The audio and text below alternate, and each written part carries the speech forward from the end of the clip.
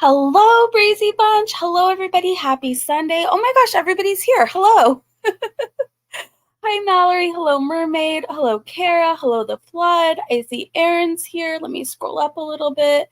So this is the perfect video for you if you just want to hear talking and some tea. Kimmy's here. Hi, Chrissy's here. Dr. Ray. Oh my gosh. Hi, everybody. I don't want to miss anybody. So let me scroll up. Crooked Halo. Hi. Butterfly, you were here first. Hello. Okay, we have so much to catch up on, you guys. I took so many notes last night. Like, I took notes the whole live stream. I don't think I even took this many notes in high school. Definitely not junior high. Definitely not the little bit of college I did. I can't remember a time where I was so invested in what the professor was saying. Hey, everybody. We're also going to talk about Foodie Beauty Twitter. I'm going to pull my Twitter up and we're going to talk about everything I retweeted. So, hey, Gigi. Hello. Happy Sunday, everybody. Hello. Thanks, everyone, for joining me. Hi, Strawberry Milk. Joe's here. Hi. I caught you doing garbage. What? That didn't sound right, but I think I know what you mean. Butterfly said snacks on hand, club crackers, pepperoni, pickles, quirky. Oh my gosh, I love pickles. I love pickles. I could eat pickles all day, every day if you let me. Kimmy, I'm having a beautiful day. I hope you guys are too. Nellie's here. Hi, Nellie. Hi, Jacqueline. Hello, MRA. Hello, Cherie. Okay, everybody's here. Anna's here. Hi. Okay, so where should we start? Do we want to do Twitter first or do we want to go over the notes? I guess let's do a few disclaimers first because we just have to. We just have to over here. We don't condone anything that's happening, but we certainly don't condemn. Marty doesn't play, so what we're talking about might seem shocking. People might be confused. Why are you cheering this on? Specifically Foodie Beauty, who's probably watching. Hello. I think we are all just happy that karma is here. We've been hoping for it, praying for it.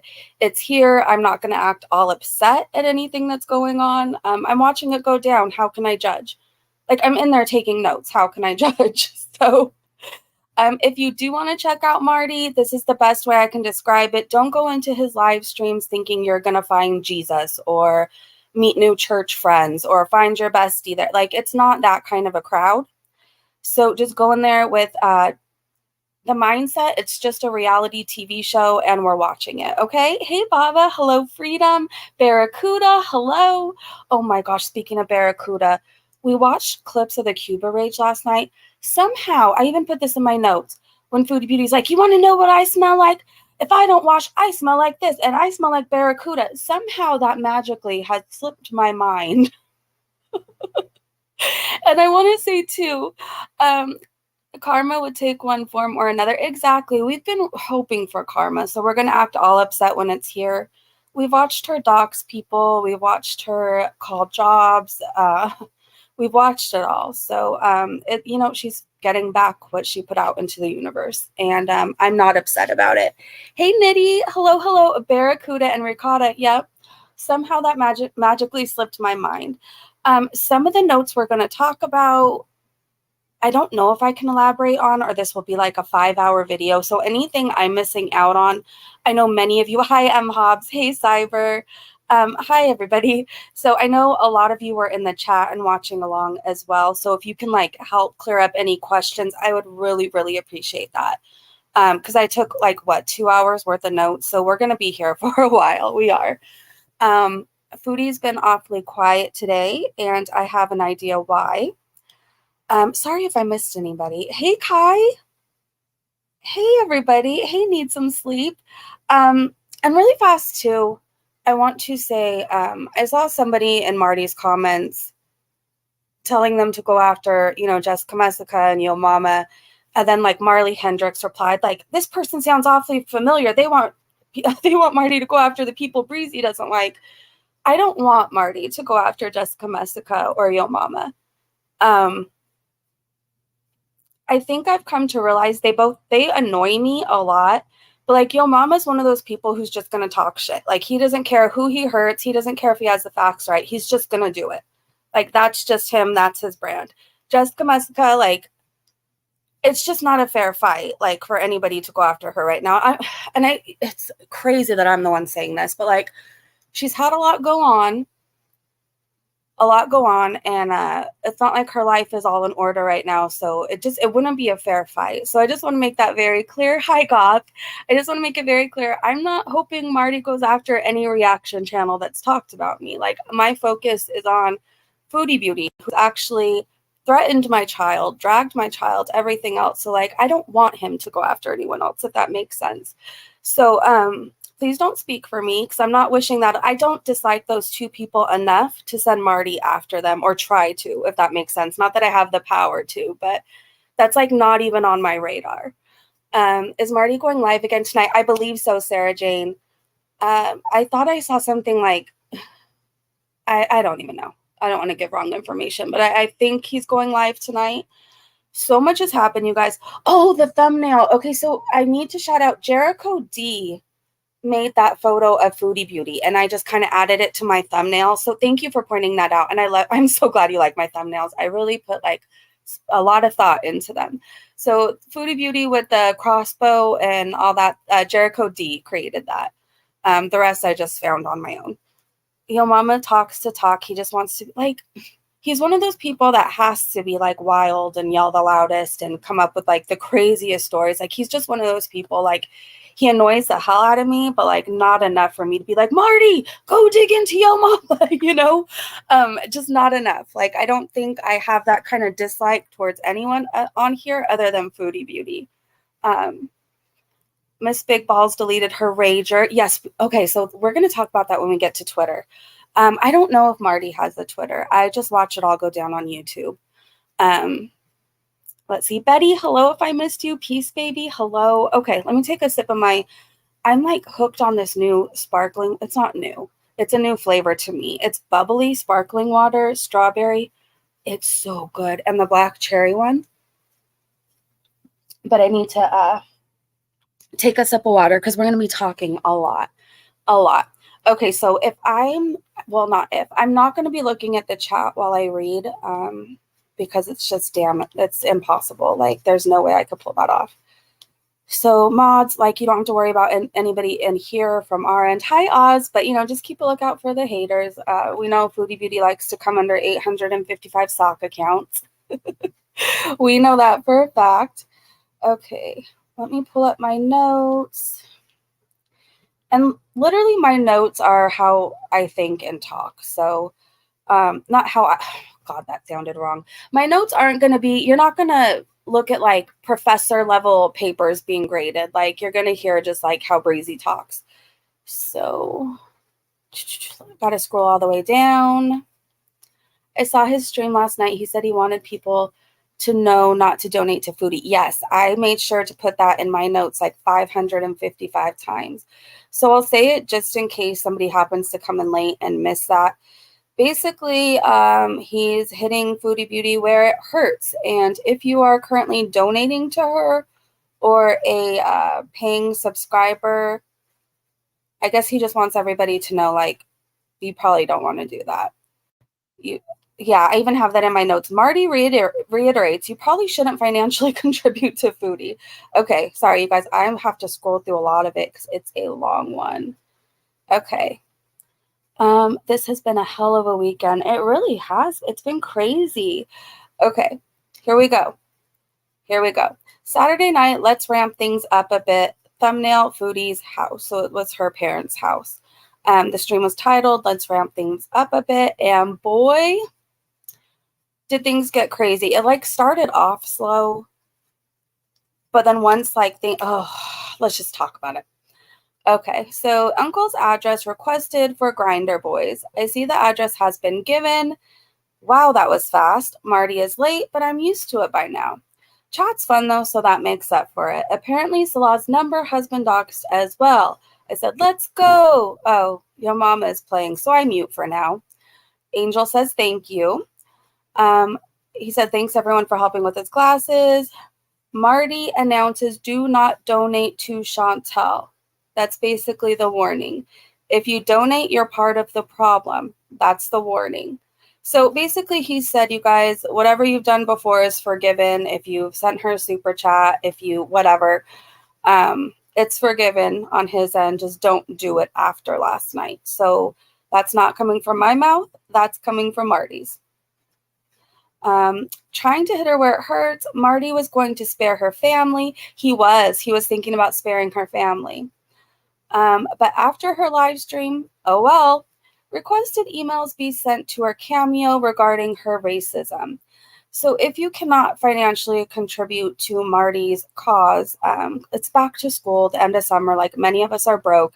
If you cannot financially contribute, he just asked that you let Cameo know about Foodie. So yeah, I need to stop the food supply. Sherry, I don't get it. I think it will after this butterfly. Okay, let's see. Requested emails be sent to her Cameo regarding her racism. We're now watching clips of Foodie. Watching clips of her horrible refugee rant. I don't even want to elaborate on that. If you know, you know. If you have any questions, go ahead and ask in the chat. Marty said, as far as reaction channels not liking each other, let's just put it aside for now. I said, agreed.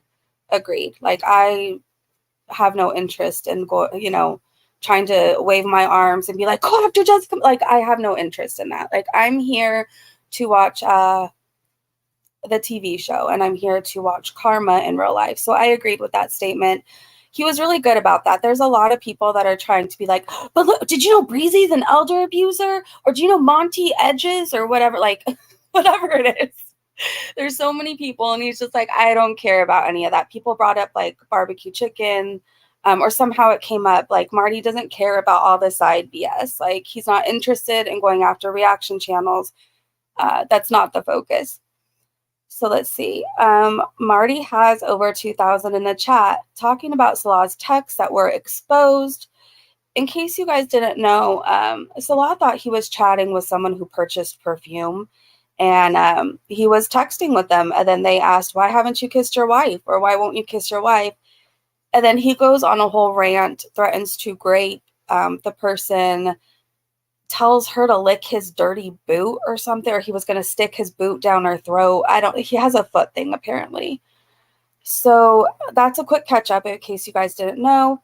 I said Salah used some horrible language to a woman. Horrible.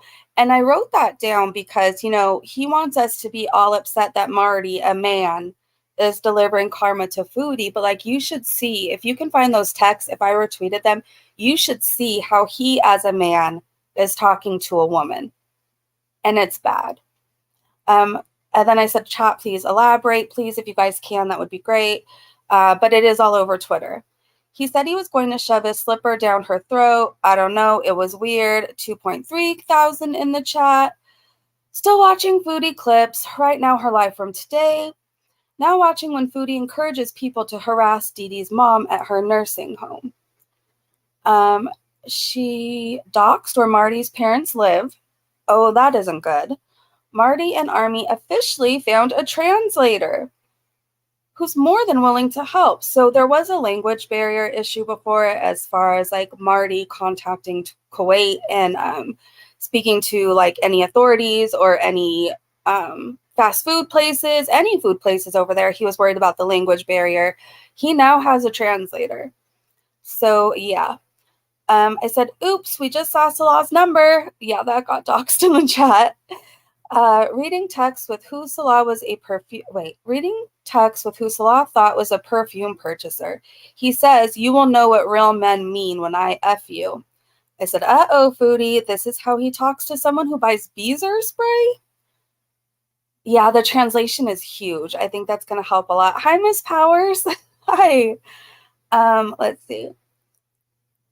Marty makes it clear that he isn't threatening a woman because he doesn't view Foodie as even a person. Salah says in the text messages, I don't like bitches like you. Then he comments about the slipper in her mouth. And then I said, Salah has a foot fetish and is with Foodie? He clearly hasn't seen her feet. If he has a foot fetish, you guys, which I think he does as often as he talks about them, like, there's no way he's seen Foodie's feet. There's no way. Hi, Promise. All right, I need a sip of water. Hold on. Okay.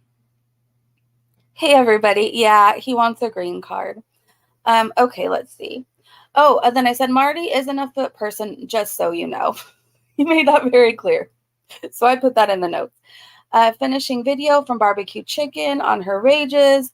Marty clears up the death rumor. I don't want to talk too much about that, but Foodie Beauty insinuates Marty was responsible for his ex dying and another woman, and it was nothing like that at all. If you want to hear it, go check out his live stream.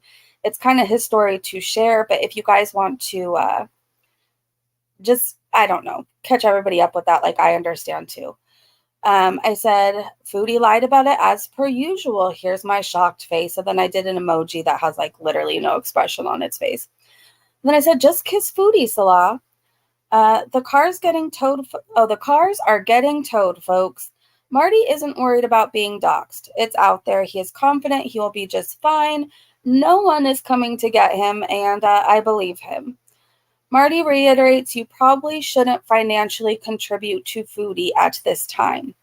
Her address has now just appeared in the chat. So just to let you guys know, Foodie Beauty's Kuwaiti address, we now all know it. Salah's number, we now all know it. Plus a lot more people. Marty isn't a fan of Pete's. And then I wrote, neither am I, my friend, neither am I. Salah has been caught talking to men about seeing them naked. Lovely. Yeah, some chats. Marty, I don't know how he does it, but he found these comments and conversation between Salah and other men, and he talks a lot about seeing them naked. Like a lot, you guys. And then I said, a car is getting towed eventually. Marty's girlfriend canceled her Foodie Beauty membership. LOL, good idea. She seems to know a lot about Girl World. Oh, we're watching the clip where Foodie rages at her. And then I wrote this. You guys, you have to clear this up for me if you know. I said, wait, she has actually dealt with Chantal? And Foodie lied about her? Something about perfume. It's a whole thing. Can anyone clear that up? I'm still confused how they know each other. So I am so confused by that. Marty's girlfriend was sharing her story on how she's dealt with Foodie Beauty and how Foodie Beauty, shocker, lied about her too. I'm still really confused about that. But you guys, just wait. We're just warming up here. These are like, this is nothing compared to what's to come. Are we actually calling someone now? We are calling a scrapper. Someone answered. So a scrapper is somebody that comes and picks up like scrap metal, I'm assuming. They are called scrappers. I said, someone answered. Marty's saying, we have a lot of it. They ask, is it too late to come? What do you mean too late? He says. Marty gives a story on the scrap metal. It's a whole, like, one thing I've learned about Marty is he can come up with a story like that, elaborate on it, have a whole backstory to his story. Like, he is prepared. Marty gives the location. So they ask, will you be there later? And then he says, I'm just around the corner from you. So this scrapper, you guys, lived literally around the corner from Foodie's parents' house. They ask, you want it moved tonight? Pretty much. You there now? Yeah, I am. Address? It was given. He will be hooking up a trailer and be on his way. He has to put clothes on, though. He'll be there in 30 minutes. Sends text saying anything there is his. At this point, Chat and Marty were hoping her mom comes out, and she does, just not at this time yet. Let's see. Hey, Desiree. Hey, Shauna. Yeah, I keep saying car in my notes, too. My notes put car to cat and Marty to Mary. So I'd show my notes on the screen, but like everybody would drag me for my grammar and punctuation. Trust me. Hey, Steffi. If someone showed up to the family about Foodie, Salah might have laid down the law and told her to get offline and delete the rude stream. Yeah. Marty got to 10K too. Yeah, he did, Chrissy. That's awesome. So we don't know if the scrapper took anything. Eventually we find out he wasn't interested in much. So that was interesting. So I said, we were hoping her mom comes out when the scrapper comes. She didn't then, but she did eventually come out, and we even heard her. I said, so back to the vehicle getting towed for now. We are now watching Chantal suck Nader's toe. Yay. Marty says he isn't coming for any of Girl World, just Chantal. In the meantime, we're going to watch Cuba Rage until someone shows up. Marty offered a bonus of $5 to offer up names of any Foodie Beauty supporters. That he did. Like, he's serious about that. So if you are a Foodie Beauty hater, I mean, not hater, if you are a Foodie Beauty stan and you're watching me because you hate me, you this would probably be a like good time to not threaten people or throw Foodie Beauty a bunch of money in order to like diss a reaction channel or whatever. Like, this is probably the time to like pipe down. Just letting you know. No, I'm not muted. Let's see. Marty offering a bonus of $5 to people who offer up names of supporters. The scrapper calls back. He says Mitsubishi is in the yard. Marty gives elaborate story, but tells him everything can go. He says, just go around the back. The scrapper is going around the back. Marty says he will be back there shortly. I said, why am I nervous? Oh my God.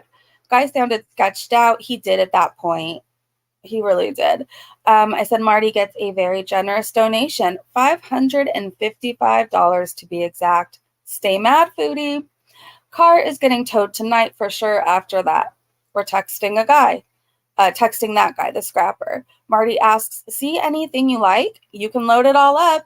He's walking around the backyard looking at things to take. Mower, chairs, trailer, boat. No, that's not a boat. He says, anything you want is yours, mower included. Scrapper says he can't. Oh, no. Marty then tells him he can't make it, but reassures him whatever he wants is his. Chat is encouraging to order food to foodies. He didn't do that, just to let you know. Scrapper texts back. He doesn't see anything that he likes, which is odd to me. Like, I don't know. Maybe it's different where I am, but like if you were to call someone to pick up scrap metal or say like anything in the backyard is yours, like they would take it. There wouldn't be like being picky about it, not like, oh, I could do better. Like none of that. They would just take everything that's yours. So I didn't understand the scrapper not seeing anything he liked, but yeah. He was a picky scrapper. We tried calling the scrapper back. No answer. Marty says this is not good. Marty thinks something happened. Next call, tow truck driver. Here's when it gets wild, you guys. Hey, Hyde. They're taking gutters and all. Exactly, Shauna. That's just how it is in LA. Like they're stealing those what are they called? Catalytic converters. I can't say the word, but like you can't just put stuff on your front lawn anymore. Like you can't. Like you even have to be careful about putting Christmas decorations up. It's a whole different game out here. So like if you literally called somebody and said, hey, go to this house in LA, go around the back, everything's yours. Like they're taking everything. Like your welcome mat, they're taking it all. Hummingbird feeder, like nothing will be left. Hey, Aaron. Okay, so the tow truck driver. Oh, he remembers Marty. Chatty Cathy's these two. Chat says this guy needs to join us. Yeah, everybody in the chat was like, this guy needs to come hang out with us. Like those two, they really, I don't know. Like if they had a podcast, probably everybody would listen. But I think that relationship is severed now. I didn't put descriptions of everything Marty said to the tow truck driver when they start fighting, but just know things were said. Okay, so chat says this guy needs to come join us. Agreed. OMG, Marty asks what he is up to tomorrow. I said, oh no. OMG, he asked if he wants to get some comeuppance. It's a whole elaborate story that I couldn't even explain if I tried. A girl that was cheating, trying to catch them in the act. Guess who's in the Cadillac? That bitch, the tow truck driver says. Do you guys remember that part when Marty was like, and guess who's in the Cadillac? And the tow truck driver was like, that bitch. It cracked me up. Marty is now trying to get this guy to fight someone with him. The guy just gets back to talking about him towing a truck, or the car anyways. He can come in an hour or an hour and a half. Marty asks if he has ever been beaten up before. The story Marty is giving him could be a book. The tow truck driver asks, which girl is it? Marty says, Jamie Rose. Marty just told him he is a convicted sex offender named Karate Joe. He did. He gave a whole story, you guys, that he was a convicted offender, but the person lied. It was a whole thing. And the guy stayed on the phone after that. This is the part that got me. Like, if somebody tells me something like that on the phone, well, good luck getting me on the phone for one thing. But, like, if you tell me something like that on the phone, like, I'm hanging up on you. I'm not staying to listen to your reasoning, your excuse. I'm not staying to find out the rest of the story about whoever's cheating. Like, just click. But this guy stayed on the phone, and Marty was like, yeah, but the kid lied about it. And the guy was like, oh, yeah, like, going along with it. So that told me all I really needed to know about tow truck driver. Yeah, he threatened him and his kid. It was a whole thing. But either tow truck driver is really lonely or really needs the money or what, I don't know. Because when Marty started like saying stuff about the kid and everything, this dude still stayed on the phone. But we'll get to that. I said, why is this guy still on the phone? The guy doesn't want to get in trouble for fighting someone. Marty asks if they're friends. The guy says, I've never met you. Marty says, well, that's your fault. Marty says he got beat up and it's the guy's fault for leaving. Yeah, he was really manipulating tow truck driver, like a whole story on how it's his fault. And he was trying to get him to feel bad so he'd like show up to the house. Like, I get it. Marty says he got beat up and it's this guy's fault for leaving. And then I put in there, I have come to the conclusion now, tow truck driver is just nosy. I think he just wanted to hear the tea. Marty is trying to manipulate him to go over and fight the guy who beat him up, and this guy is still on the phone. The tow truck driver says, hey, it's not my fault. And then I said, oh, they are now having a spat. Guy sounds annoyed. His feelings just sound really hurt, to be honest. Oh, he is cursing now. He said Marty is pissing him the hell off. Marty says, drop dead. The guy asks, are you done yet? Like, it reminded me of a couple fighting. Like, have you ever been into a fight where, like, your partner, even you're like, are you done yet? Like, are you done? Like, rant over. Like, that's what it sounded like. Marty gives him the name Steve when he asks what his name is. So I'm going to elaborate a tad on that, but not too much. Marty was trying to say anything to get this guy pissed off to, like, leave the house and show up over there. So he was, like, going after the kid a lot. The tow truck driver's girlfriend or wife or whoever, baby mama, I don't know, gets on the phone and she's like, whatever's going on between you two, just keep it between you two. Keep my kid out of it. And yeah, it was a whole thing. So the guy starts asking, like, and what's your name? Like, and where do you live again? Where are you from? And so Marty says his name is Steve. I said, Marty is very smart. He said he will show up, but not to tow his effing car. Yeah, he was like, I'm going to show up, but not to help you out with your car, not to tow your car. He said he will show up, but not to tow it. Prepare your words for St. Peter. Marty says that. I don't know. It cracked me up. I said, what? I said, now are they making up? Because, like, after all this, keep in mind, this isn't a 2-minute long conversation. Like, these calls last a lifetime. I wish they lasted even longer sometimes. So, like, these are long phone calls. And, like, I don't know how or why these people stay on the phone. Especially after you insult my kid. Like, I'm not on the phone with you. This guy has heard it all. He heard that Marty, even though Marty gave him the name Steve, you know, he heard him say he's a offender. The kid lied. This guy stays on the phone. He says, I hate your kid. They're the scum of the earth. This guy is still on the phone. Still on the phone. It will never make sense to me, ever. I said, are they making up? Because at one point, the guy started saying, like, look, it wasn't my fault you got beat up. Like, he almost sounded like he was going to start apologizing to Marty. It was a thing. It was a whole thing. I said, oh, wait, why is this guy still on the phone? I think he hung up. Oh, no, he's calling back. I said, he asked, are you going to listen or not? So after all that, keep in mind, the call ends. Tow truck driver calls Marty back and starts the conversation. So are you going to listen or not? It's wild to me. Yeah, Vicky, we're still live. We're going to be live for a while. But we're just talking. We're not necessarily watching anything unless Foodie like posts something. We're just kind of talking about the events of last night, and we're going to talk about what Twitter's talking about. I was dozing off a lot through this. I don't remember lots of this. Oh, need some sleep. Happy to remind you and catch you up. But keep in mind, this is just getting started, you guys. This is just getting started. It gets much worse. Yeah, I'm going to get to that. At one point, Marty asked for a reset. Oh my gosh. Yeah.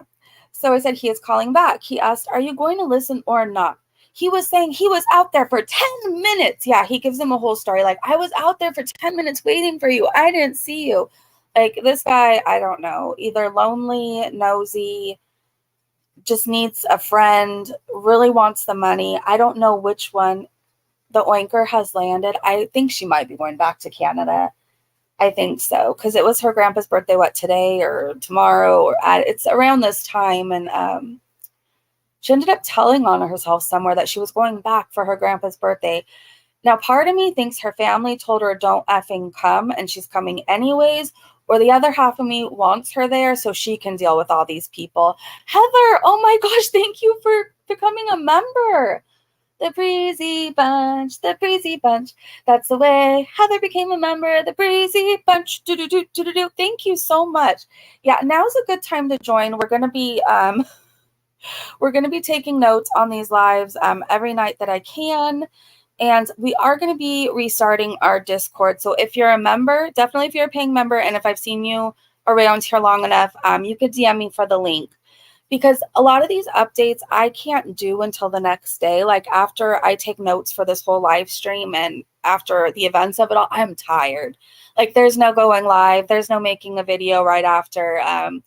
So it's a good time to join because we can all kind of chat about what's going on. I might not be there all the time, but you guys can chat about it and I can kind of like check in with updates. So that's that. Okay, hold on. Now I lost my place. Oh yeah, he was saying he was out there for 10 minutes. And then Marty says, you're probably too stupid to tell time. Him saying that struck a nerve, you guys, with the tow truck driver. Like they then started like, Marty's like, if it's 12 a.m. on the West Coast, what time is it on the East Coast? And like starts doing these things. And the guy's trying to answer. He even does like math questions to the guy. And the guy's like still on the phone. Well, I don't need to know math. I don't need to know. Like, who does this? Like, I don't. Who stays on the phone for all this? Like, who? Thank you, Heather, again, and welcome. I hope you like it here. I don't think it'll be ended until after 1 a.m. my time. Yeah, it was a long one. It was a long one. And I noticed the more donations that come in, the more amped up it will get. Just putting it out there. All right, let's see. So he says, you're probably too stupid to tell time. And I said, I think tow truck driver must be really lonely. He literally called back. Who would call back? And then I said, this is so funny. They are now playing games on how to tell time. I wish I was making this up, but I'm not. Literally, he is still on the phone after Marty called him every name in the book. Oh my God. Marty threatens to kick his butt, calls him a disgrace. He triple dog dares him, then asks, what's after triple dog? Quadruple dog. And it might seem silly that I'm adding this stuff in, but it's freaking hilarious if you watch it in real time, you guys. Like, it's hilarious. Now he is demanding an apology from tow truck driver. And then I said, oh no, he insulted the kid. Then gives the address of where tow truck driver can find him and says, you know the one. The guy threatens to delete him. He does. So what I learned about tow truck driver is when Marty was giving the story about his girl that was cheating and coming up with that stuff, like tow truck driver like says a lot of weird things. Like he was like, I wouldn't do this. I just shoot him, like stuff like that. It's, I don't know. So tow truck driver isn't as like nice and innocent as he claims to be. He also threatened to delete Marty. But then again, when you come for somebody's kid, like you say things you don't really mean. So, you know, the parent comes out. So I get that aspect too. Hey, Gan. Sorry if anybody's coming in and I'm missing you guys. I'm just scared of losing my place. And there's still a lot to talk about. Hey, Richard, if I missed you. Hey, Reaper Girl. Hello, everybody. Marty just hit 10K with little effort, that 3,000 subs in 10 days. Yeah, we watched a clip during Cuba Rage where she was like, and I have 2,000 in my chat. How many of you guys have 2,000? And he had like 2.3K in his chat. Like, it was just wild to see. The guy threatens to delete him. I said, who needs cable TV at this point? Like, honestly, for the time being, like, I might just cancel all my streaming apps. Like, I'm everything except for Peacock. Like, I don't know, like, who needs anything else at this point? Marty calls him a goof, and that was apparently a huge insult. Okay, so I want to talk about that for a second. Like, I don't know what the word goof means in Canada. I hope I'm not repeating something horrible. If I am, please forgive me. But Marty insulted this guy's kid, his intelligence, talked about his wife, baby mama, whoever she was. That was all okay. It was when he called tow truck driver a goof, shit hit the fan. I said, apparently that's a huge insult. Okay, more threats happen. I'm not repeating. Yeah, I'm not going to. I said, oh, the guy's wife is now on the phone getting involved. How does that even happen? Marty says, let me talk to your woman. He calls Marty a rapist. So after tow truck driver was called a goof, you guys, now he's bringing up how Marty said that he did these things that he didn't really do, but you know what I'm talking about. So he calls Marty a rapist.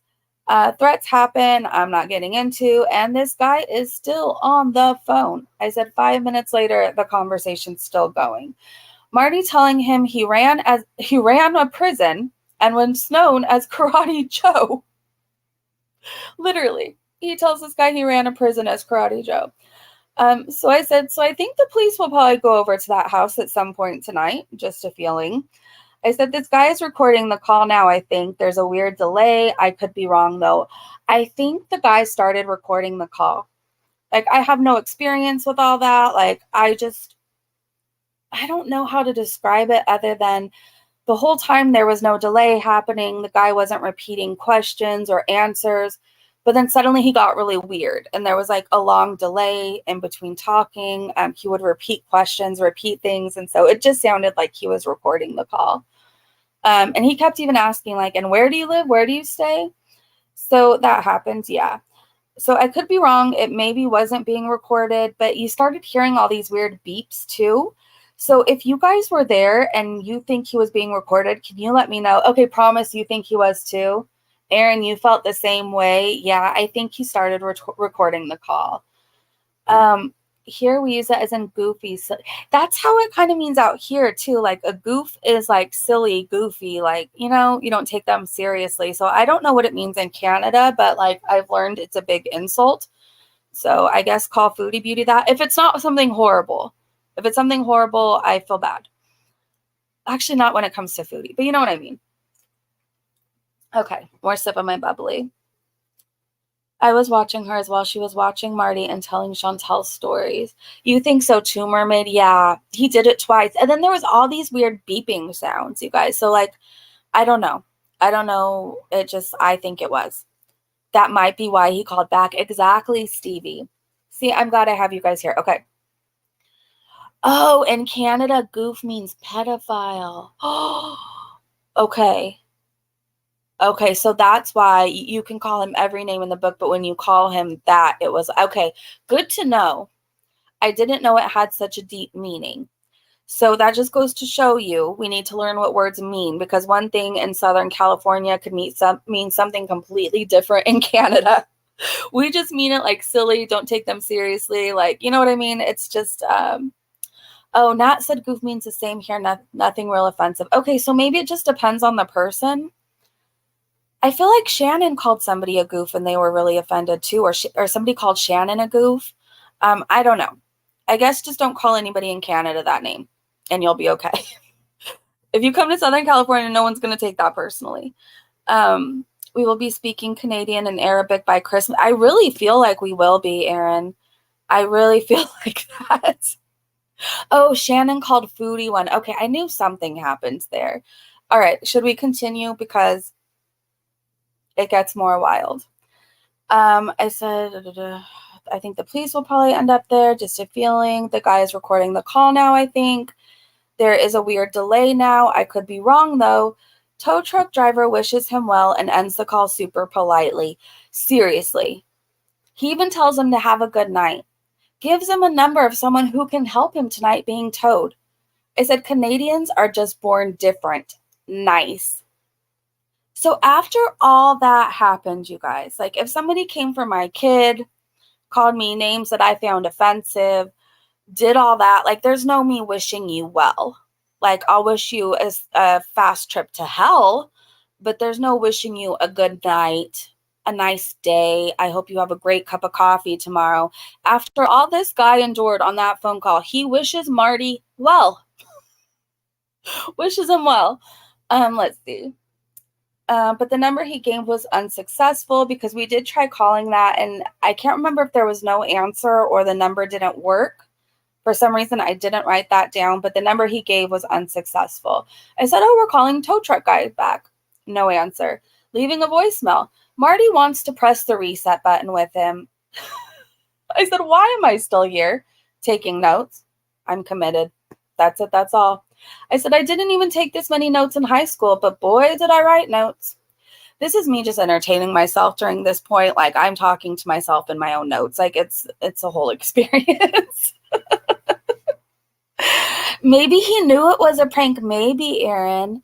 Or the guy may have just found it entertaining. Yeah, he sounded like, I don't know him clearly, but he sounded kind of sketchy himself on the stuff he was saying. Like, maybe this was tea. Maybe this was, like, exciting for him. Like, is there a lot going on in Cornwall? It doesn't seem like it. So maybe this was just, like, his dose of fun, and he knew not to take it seriously. I don't know. At one point, I'm not saying this is a fact, so nobody run with this, but at one point, I remember thinking, I'm like, does Marty pay people before to answer? Like, it's just unreal to me. Like, it's unreal to me. This could be a whole stinking TV show. Like, Marty could have a TV show doing prank calls, and, like, I would watch. I would seriously watch. I would. And then I would hope he got merch so I could buy the t-shirt. Like, this is just a whole other level of entertainment. Cindy, I'm trying to. Okay, and if you guys like these videos and how I'm doing this, like, I will continue doing this because it's interesting to me too. So yeah. All right, let's see. New call. Hold on. But boy, did I write notes. I said new call, new tow truck driver.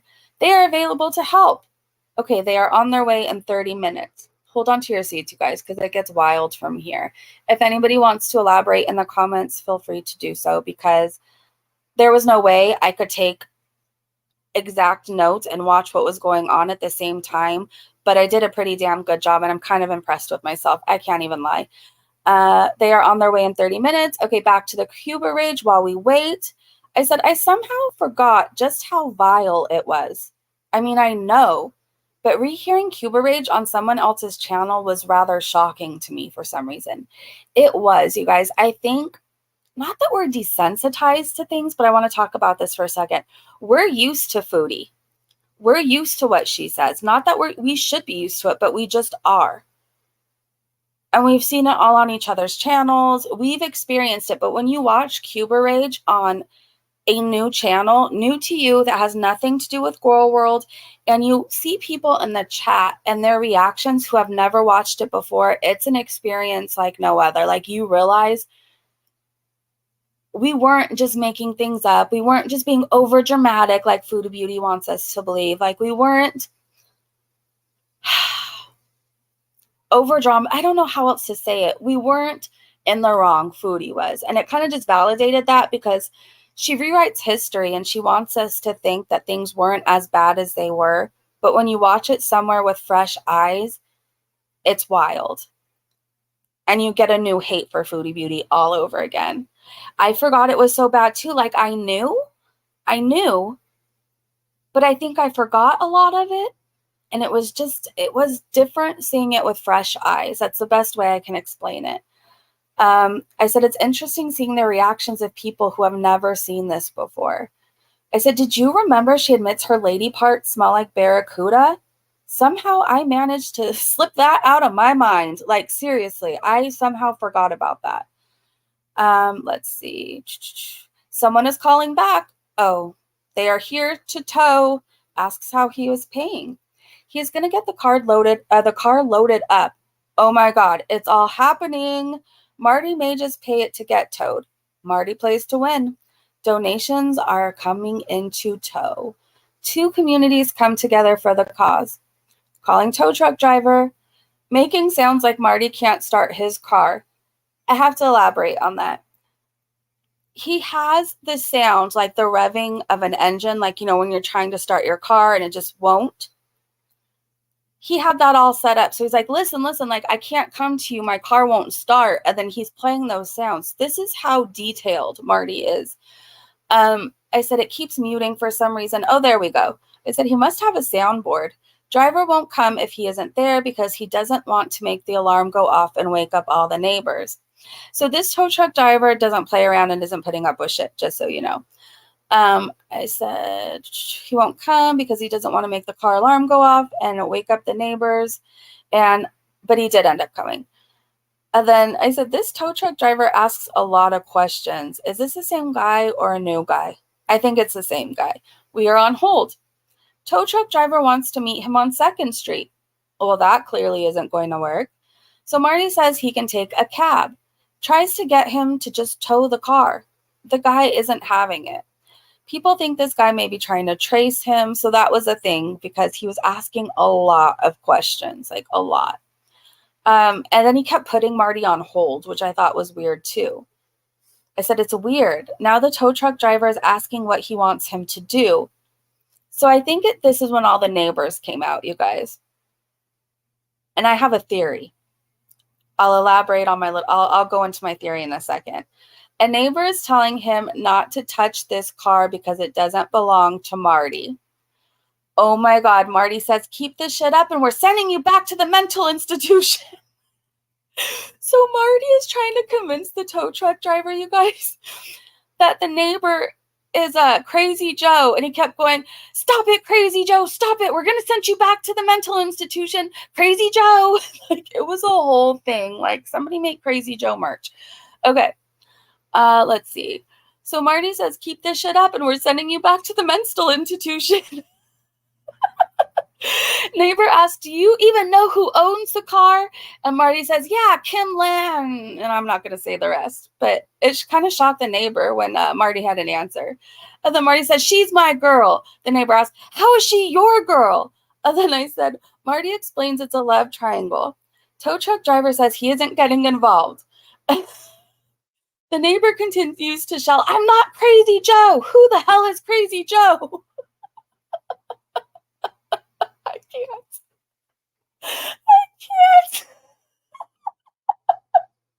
This was the best part to me. Like, oh my God, okay. Oh my gosh. I need a drink of water. It was crazy. Like, it was the funniest part. I wish I had a timestamp to tell you guys just to go watch this part, but I don't. And I wish I wish I could give it the justice that it deserves.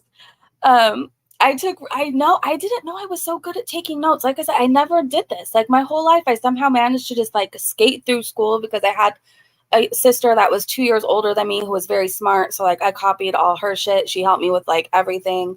School was basically social hour for me. I wanted to be with my friends. I wanted to talk about the next concert we were going to on the weekend. And I wanted to do like dance and cheer and stuff. Like, I wasn't into school for the smarts, if that makes sense. Like, I wasn't one of those kids who was like planning my college, by junior year and where I was going to go. Like, I didn't care. So I kind of impressed myself like with my notes. So thank you for saying that. The Crazy Joe clip is on Twitter. Okay. So you guys, Kim ends up coming out. After he started screaming so much about who the hell is Crazy Joe? I'm not Crazy Joe. I think all the commotion, Kim finally comes out. She says, why don't you just get a life? She sounded like Foodie. I can't even lie. She sounded like Foodie. Now we're all arguing about who is Crazy Joe. It was a whole scene. Like, you're Crazy Joe. I don't know who Crazy Joe is. We're sending you back to the mental institution. I'm not Crazy Joe. It was a whole thing. So we were all arguing, not we, but you know what I mean. The neighbors. They were yelling about who's Karate Joe, if they're Karate Joe, who the hell is Karate Joe. It was a thing.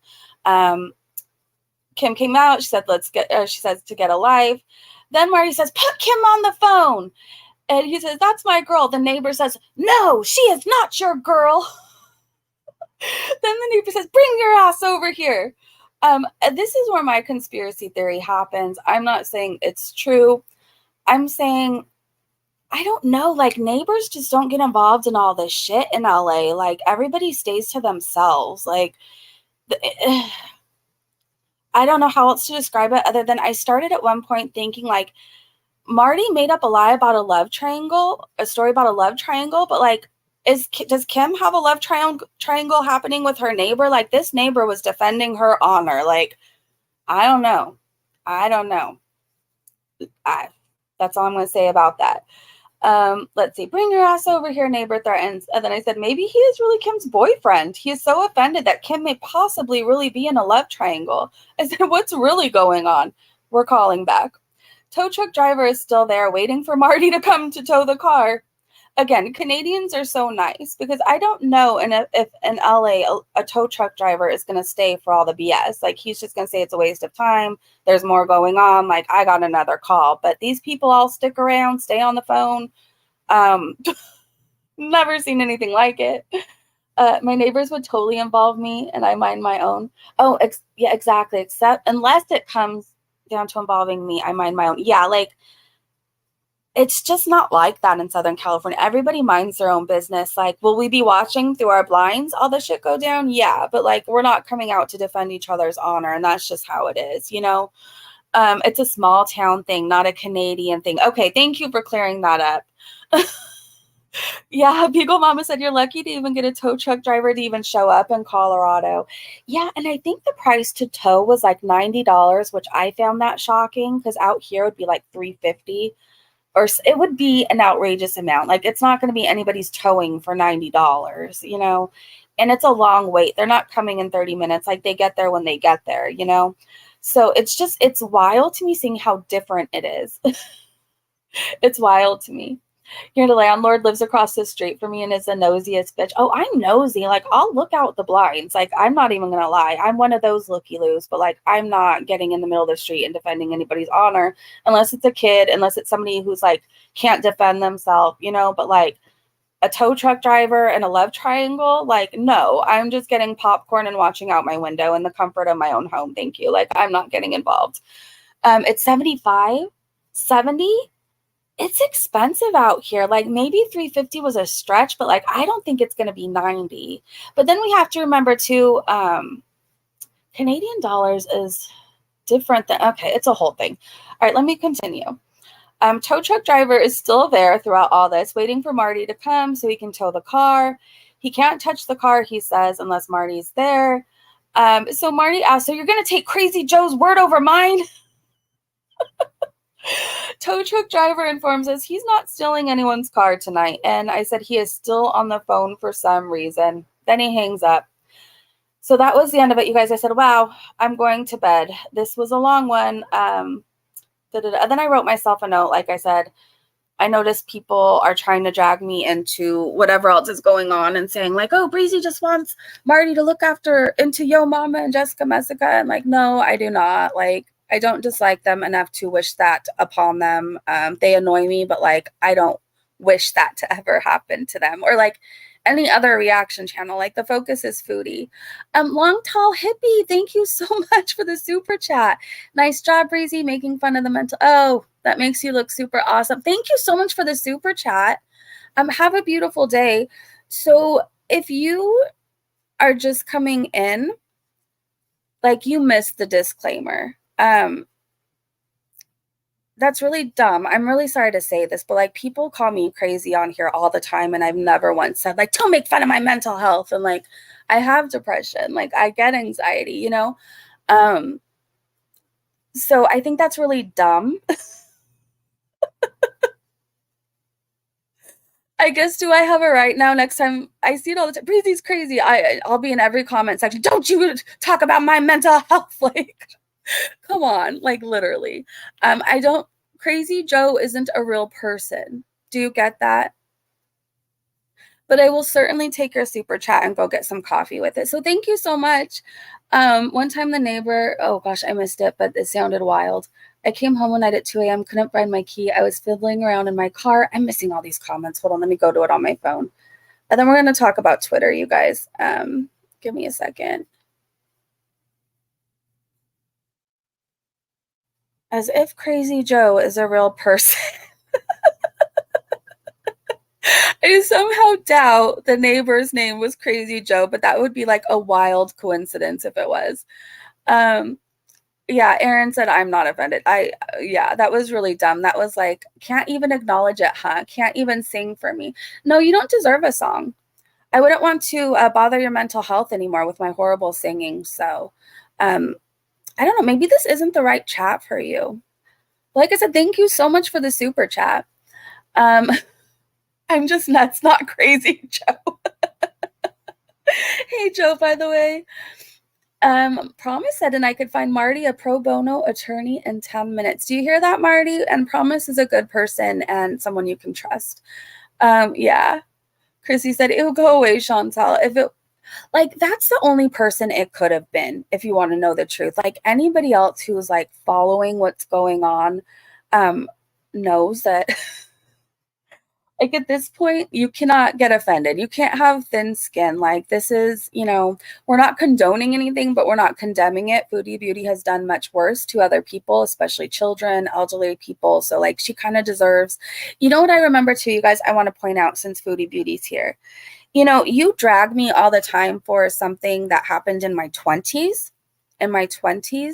At your Cuba age, you kept calling people, you're disgusting, you're old, and you're this, and you're going to die soon because you're old. Like, that's all she was saying. So while my past isn't perfect, and I really wish I could take certain things back, it was also 20 years ago, and you were verbally abusing elderly people just in your Cuba age. You literally, in the clips we watched, you were encouraging people. You said, good, I hope people call and harass Dee Dee's mom. Good, I hope people show. Like, you were awful. So you're currently an abuser, just let you know, not just an animal abuser, but a people abuser in general. How do we know this is not all an act? What do you mean? Thank you, Patricia. Yeah, Foodie Beauty's here, and she just sent me some coffee money. Thanks. I need it for tonight because I'm going to be taking notes again. Desiree said, bet us old people will live longer and better lives than chins. You will definitely outlive Foodie Beauty. Like, that's a guarantee and a promise. And I bet your life is so much more beautiful. I bet you're more active than Foodie Beauty. I bet you look better than Foodie Beauty. I bet you're more stable than Foodie Beauty. Like, it's a blessing to live to an old age. It's a gift. And another thing too, just because people are over 55, it doesn't mean that they're like this senior citizen that's barely walking down the street. And like, you know what I mean? It's like, I've seen people over 55 more in shape than me. I'm not in shape, but I'm just saying. Oh no, she gets a free pass on everything because she was drunk and forced to, yeah. You're welcome, Desiree. Heck yeah, keep those donations coming. We need our breezy at the top of our game. A nice tasty coffee will hit the spot. It really will. I get two things from Starbucks. I get a Java chip when I need caffeine, and I get a dragon fruit refresher when I need hydration. So I think we're going with the Java chip later. Thanks, Foodie. I really appreciate it.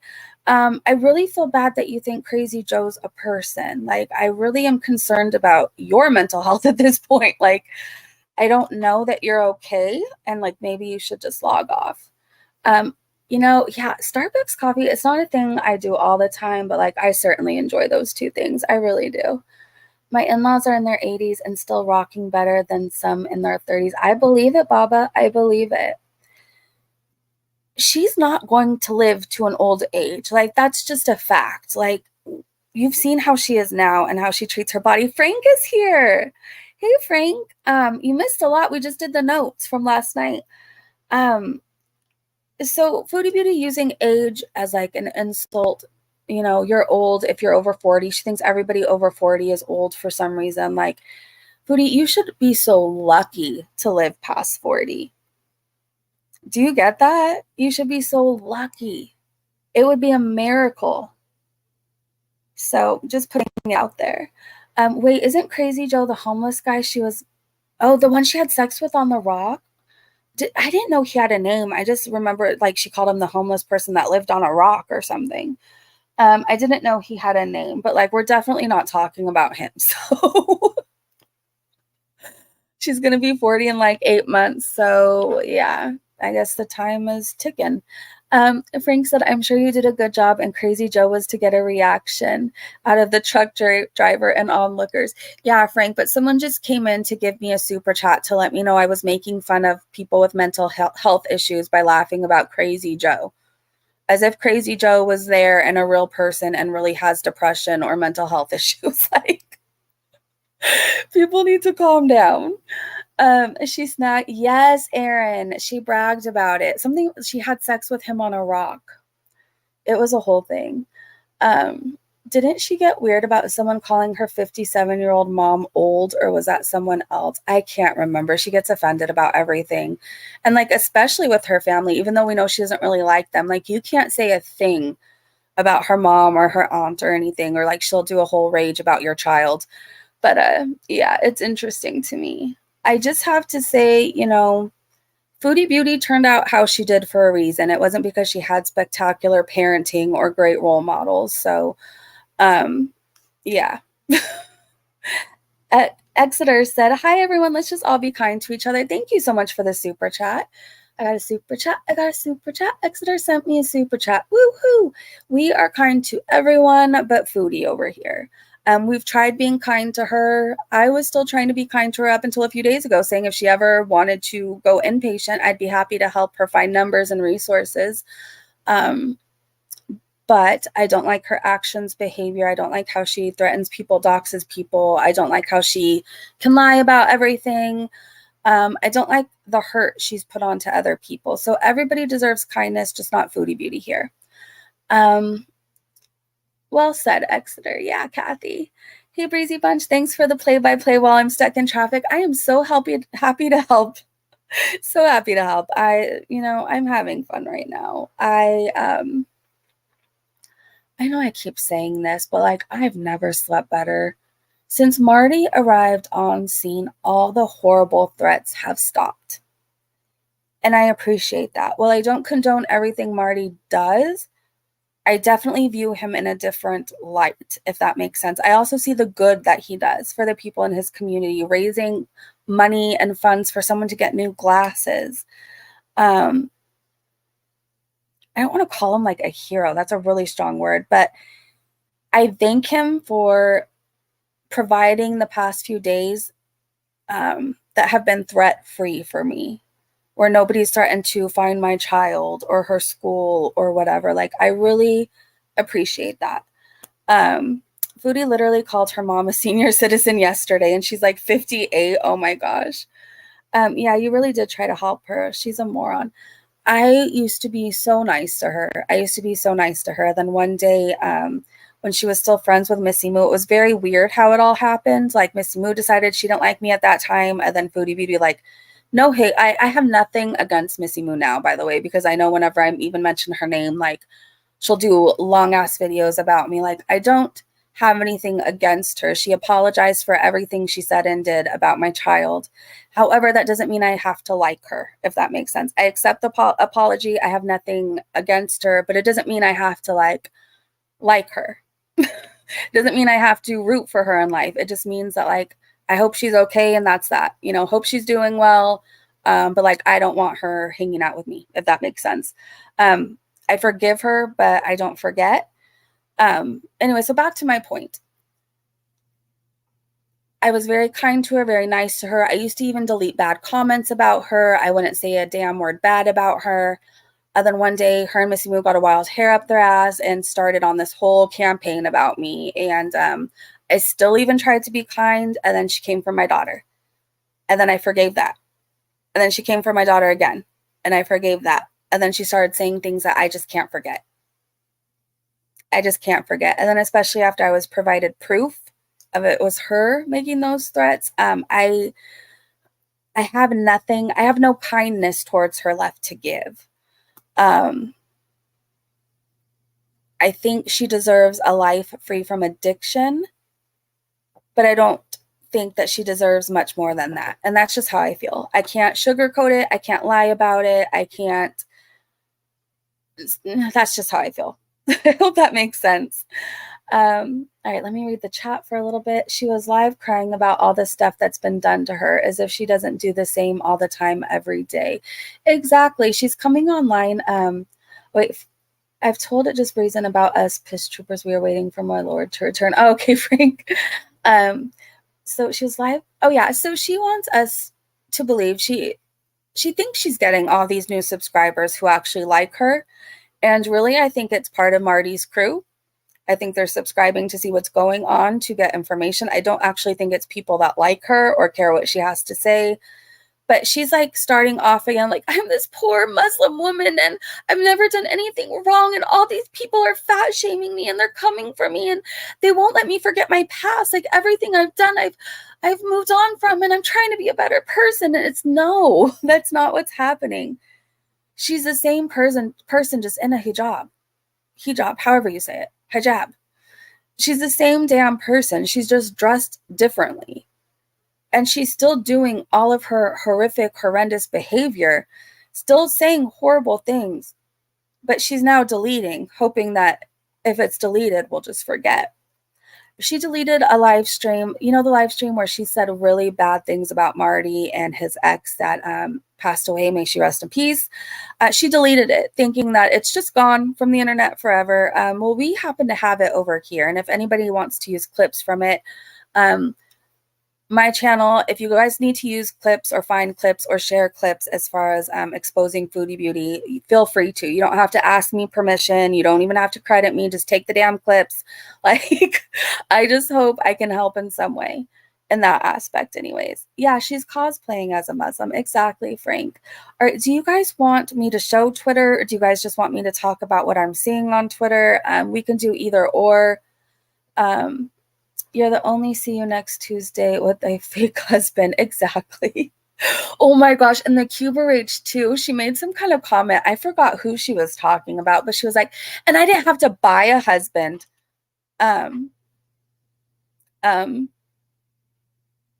It's funny. It's so funny. She bought a freaking husband, literally paid for. And she pays him to be her errand boy. So I just thought it was funny. All this stuff that like, oh, it's just wild to me. Twitter. Okay, let me refresh it. So I've had it up for a while now. Okay, you know what? We'll just look at my Twitter for now. And then we can do some searching if you want to. Let me share the screen.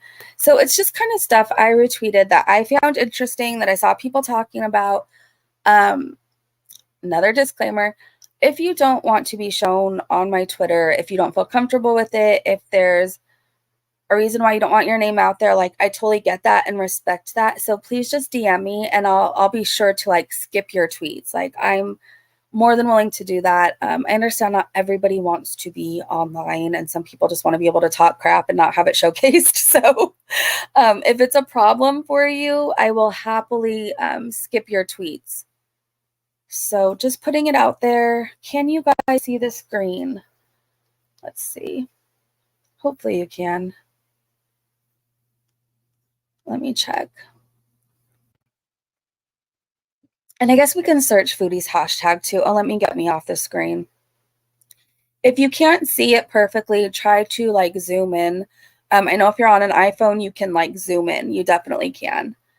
As a cosplayer, can we please stop insulting cosplaying? She's playing dress up. Dress up and cosplay are two completely different things. Dress up is pretend. Cosplay is taking seriously. Kimmy, I get that. And I will do my best to stop saying cosplaying. If I mess up, I'm really sorry. I hear you. And I will do my best to start saying dress up. I will do my best. I can't promise I'm always going to remember, but I get your point and I respect it. So here we are on Twitter or X or whatever the hell you want to call it. So I retweeted this person, Girl World Pod. It says June 23rd, Peg Bundy bitch on Reddit did a recap, hashtag Foodie Beauty, where Chantal tells us herself she is going to Canada for a big birthday without her spouse, but she still has the audacity to act if she's being harassed and stalked for this information she willingly gives. So the part specifically we need to read and look at and remember is that she says she has some things to take care of in Canada and a family member who is celebrating a big birthday. She'll be going back for a bit and still needs to book her plane ticket, singular, and hotel. So I thought that was important to see because she tries to make it sound like people are digging for information and yada. I mean, maybe people are, but for the most part, like in Girl World, like we just use what she says. we just show what she says. She tells on herself a lot. If you pay attention, she tells on herself. Heather, I'm so happy seeing a member's badge next to your name. Thank you again for joining. I need to update the stickers. I just can't remember how. So if you're really good with technology and I've seen you for a long time, please help me with new stickers. We really we need to have more. We need to have more up to date.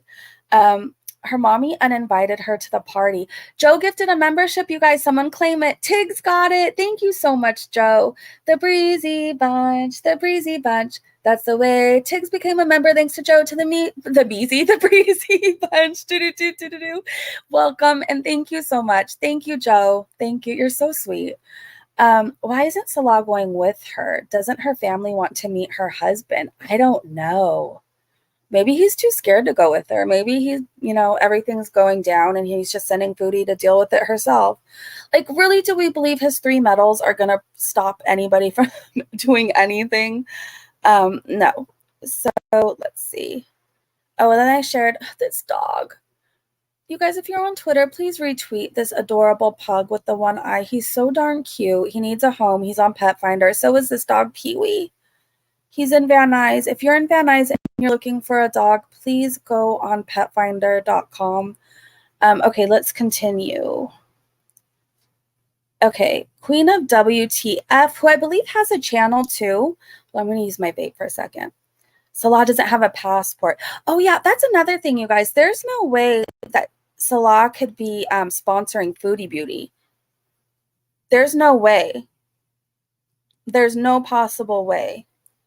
Okay, let me see. Hi, Mama Bear. Sorry, you guys, if I'm missing anybody else coming in. I'm kind of off and on looking at the chat. Right now I'm taking a break to use my vape really fast. I'm the only one in this room. I'm okay. Patricia said gift membership is random. Yeah, it's very random, but you guys, if you don't know how to turn on gifts, if you want to get a free membership, do you see the green little box with the 1? I think you click that button and it'll turn your gifts on. So that way when somebody gifts a membership, you can claim it. I didn't know that before either. Like, I'm learning too. So Joe is very, very kind and generous with his gift, his memberships gifts. So thank you for that. She's hiding out in Kuwait, maybe. All right, let's continue. So Queen of WTF said, and it's been deleted. We know you, Chantel, and there's no way in hell you were going to leave that stream up. So in this clip, she's saying how we'll just watch it really fast. Hold on. Can we? I never use Twitter on my laptop because it just sucks. So we're going to try. Oh, what? People are dumb. I'm going to keep this live. You can't even hear it, can you? Oh, damn. Well, it's the clip where she's saying, I'm not deleting this. So, like, she's trying to make it seem, that she's not afraid of Marty and she's going to stand behind her word. She privated the damn live stream. So the Beeson, this is the one she privated, I think. Beeson ain't easy. Lunch Bees, I believe, is still up, but the one where she said really bad things about Marty and tried to dox him and everything else, yeah, she took that one down. Salah makes a threat to us, you guys. This tweet is from Courtney Neat. I think that's how you say the name, but Courtney's been in the community, I know, for a long time. I recognize the name. Hey, Crystal. She can't stay. Oh, wait, he has a passport, but it is only valid in certain countries. And if he has a passport, he can't sponsor, correct? Crystal said she can't stay forever. She is on a visa and owes Canada hella money. I think either way, she has to go back. Whether her parents really want her there or not, I think for whatever reason, there's a few things she has to come back for. So, yeah. I see the toxic creeper hasn't shown her face yet today. No, Mary. Either she's hiding or she's on her way back. We just don't know. Murad, I believe, sponsors him, Ray said. And from what I have read, not facts, that Foodie helps support the company. That's the only way. Oh, I got that. Oh, wow. Okay. There was one called Disgusting People. Is that one deleted? I believe so. Deleted or privated? Yeah, she does have to go back. She has to go back soon. She has multiple things going on. So Salah is threatening us, you guys, or no, Marty. He is red flagged and red flag just means reporting him to YouTube. So like, I don't know. I don't think Marty's afraid. I think Marty has backup channels if he needs them. But so I was like, Golden Girl, he is red flagged now. We opened a case already against him.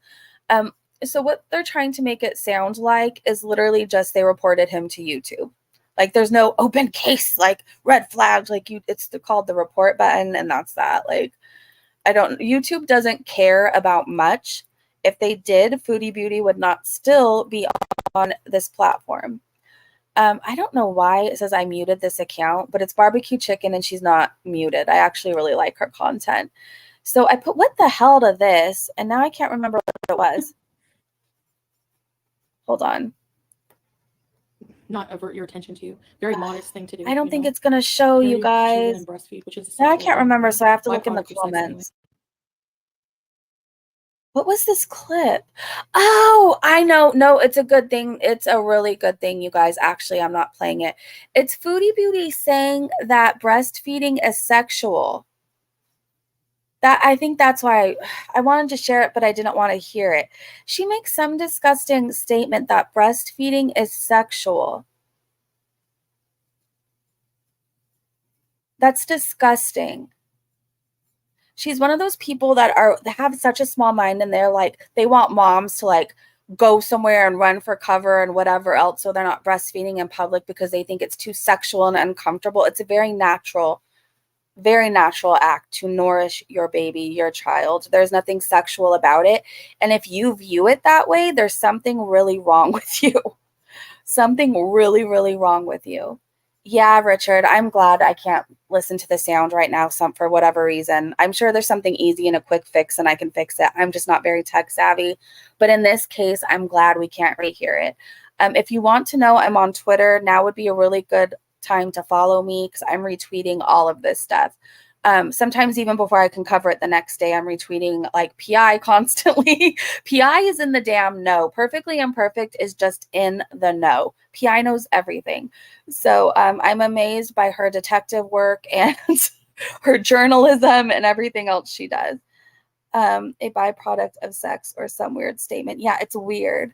Clearly, she has zero concept of how and what breastfeeding is for. Exactly. It's to nourish your baby. There's nothing sexual about it. And if you view it that way, you probably need to go to the hospital for a while. I don't know. She really grossed me out. And then I thought this tweet was funny. Future Becky tweeted this. I'll put my slippers down your throat. And then there's him with like the tiny bar and like the two tiny weights. Like, why are we supposed to be afraid of this man? Why? Like, nobody is. I promise you. My little tiny chihuahua is not afraid of Salah. Yeah, it is gross, Dr. Ray. It just tells me where her mind is at. Like, she's not okay, and she doesn't think like a normal person at all. Exactly. She's sexualizing a mother feeding her child, which tells me there's something very effed up in her brain. I think this is the most people we've ever had in this chat. So hi, everybody, by the way. I feel like the only other time is when that GB shit went down and like everybody wanted to see Breezy like have a meltdown and rage. But so it's nice. It's nice to have you guys all here. If you like me or hate me, I don't care. Welcome. We just ask that you're respectful. You know, if you're gonna chat, just be respectful. That's it. Let's see. Chantel got that. Yeah, strawberry milk. Hey, Choo Choo. Good to see you. Good for you, Gan. You shouldn't regret it. You shouldn't. And mothers who are breastfeeding shouldn't feel guilty or wrong or ashamed because they have to feed their children. I hate that so much when people are like, can't they cover up? Like, I think most people do and have a little blanket, but did you want us to like, where did you want us to go? Like, put a tent around us? Like, it just doesn't work that way. It's a thing that bothers me so much. So like, I'm glad we couldn't rehear it because I would have been really pissed off. PI says, Foodie Beauty once again privates her latest rage stream, thinking if she deletes it, it never happened. And that's exactly how she thinks, you guys. So it's so important to keep reminding everybody about what she does, what she says. I'm really happy most of the stuff she deleted is being like resurfaced and covered again. She thought we all forgot about Cuba Rage. Nope. Marty's been replaying it again. And let's see. I think that's all I really have right now. I can search the Foodie Beauty hashtag and we can see what else everybody's talking about. Let's see. I don't think there's anything new as far as Foodie Beauty goes. I really want this dog to find a home, you guys. Both of them. But for some, like, I really want both of them too, but for some reason, like, Pee-wee has my heart. Look at this dog. Ugh. My heart melts. I really hope that these two find their forever home. Okay, let me read the chat for a minute, you guys. Let me catch up with you guys. Let's put Salah's puny little self on the screen while we chat. So we could be reminded how why literally nobody, not even a cricket, needs to worry about coming up against Salah. Nobody. Let's see. She's been quiet today. Yeah. Either she's hiding or she's on her way back. Those are my two things. She really messed up, you guys. She really messed up. Foodie Beauty has gotten away with so much in Girl World because she's gotten away with saying whatever she wants for so long, and she just hasn't met her match. For whatever reason, she isn't afraid of any of us, but Marty came in, and she's very afraid. She's very afraid. She's taking things down, privating. She's hoping that if she maybe doesn't talk for a day, things will die down. What she said about his ex, again, may she rest in peace, and what she said about many different things, it just was unforgivable and crossed several lines. And I don't think if she's quiet for a day, it's magically all going to go away. For some reason, I think this is just the beginning, you guys. It's just the beginning. After Marty's stream last night, Foodie Beauty has nothing to say at Gentle Crone. I wonder if she will address this or just show up with a pile of food and act like nothing is up. So if she is still in Kuwait, that's exactly what she'll do. She'll either just reappear with a mukbang and not address anything, or something big will happen tonight where she's crying and she's sorry, or we'll get a huge community post. But I really, truly feel she's met her match. She might not be afraid of any of us, but she's afraid of Marty. And she's seeing just how powerful him and his, I call them an army, but not in like a bad way. Like they truly are an army. She doesn't realize how powerful they are. And like I said, I think things have just begun. There's talk about hitting her where it hurts, contacting all the food delivery places, like anywhere that could deliver her food, letting them know just who Foodie Beauty is. There's talk about, they've already got Salah's dad's info. So there's much more to come. And I guess would be another good time for like a trigger warning or a disclaimer. Marty and his group don't play. Like, it's not just sharing embarrassing thumbnails of each other. Like, they're not just going to post an embarrassing picture of Foodie Beauty and call it a day. It's much more detailed, elaborate. It's much more of anything we've ever seen before. So don't go into his chat or to his channel thinking that you're going to find God, thinking that it's going to be just like church. Don't go there thinking it's going to be tame, or that somebody's going to say, hey, this is wrong, and it's all going to stop, because it's not. It's not. And if you're offended and judging and, oh, this is too far, I really suggest you go back and watch every single mukbang video live stream Foodie Beauty has done, at least for the last 2 years at least, and tell me what's too much. Go look at all her community post rages and tell me it's too much. Why is it okay for Foodie Beauty to do these things, but it's not okay to do it to her because she's morbidly obese and suffers with depression? Does she care about what I was going through when she continued to threaten and drag my child? Probably not. So, like, I'm not sorry. I don't feel bad. How we've all looked at this over here on our channel, and what we find helps is to just view it like a reality TV show. And if it's too much for you, it's okay to step away too. I want to tell you that. Like, if this is too much for you and you want to return when the dust settles, and you want to skip out for a little while, I get that too, and that's okay. Like, I respect your decision, so please respect mine and the Breezy Bunches to continue to follow this and cover this. I'm not condoning anything. I'm like your journalist right now. I'm taking notes. I'm giving you the play-by-play the next day. I feel like I'm a sports reporter at this point. Like, I'm letting you know everything that happened in the game last night in case you missed it. That's how it's going to be over here for at least a little bit. All right, let me catch up with you guys in the chat. Frank said, do not support Foodie Beauty with money, etc. That's really important to talk about. It's not me saying this. I have to say that, or else people will be like, report Breezy because she's saying so.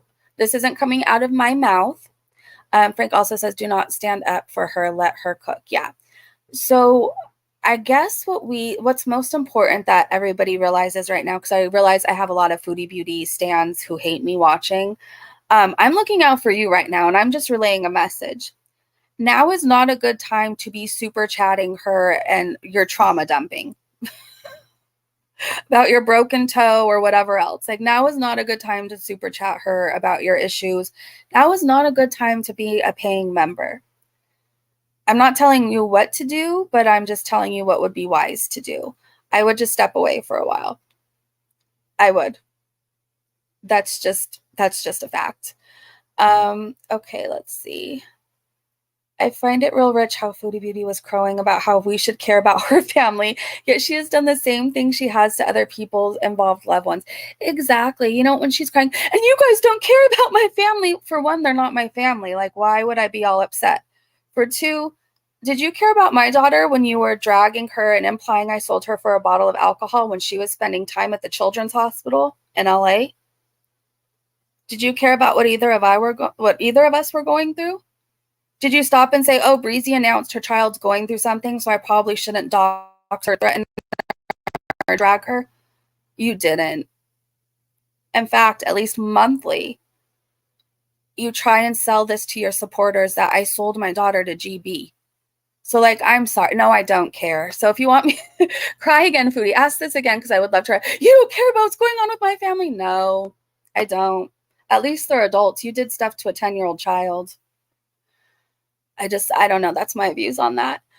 She just doesn't want Salah to look at women, period. She hates women. Oh, hold on. I'm so glad you brought that up. I have a screenshot I took because I so badly wanted to talk about this.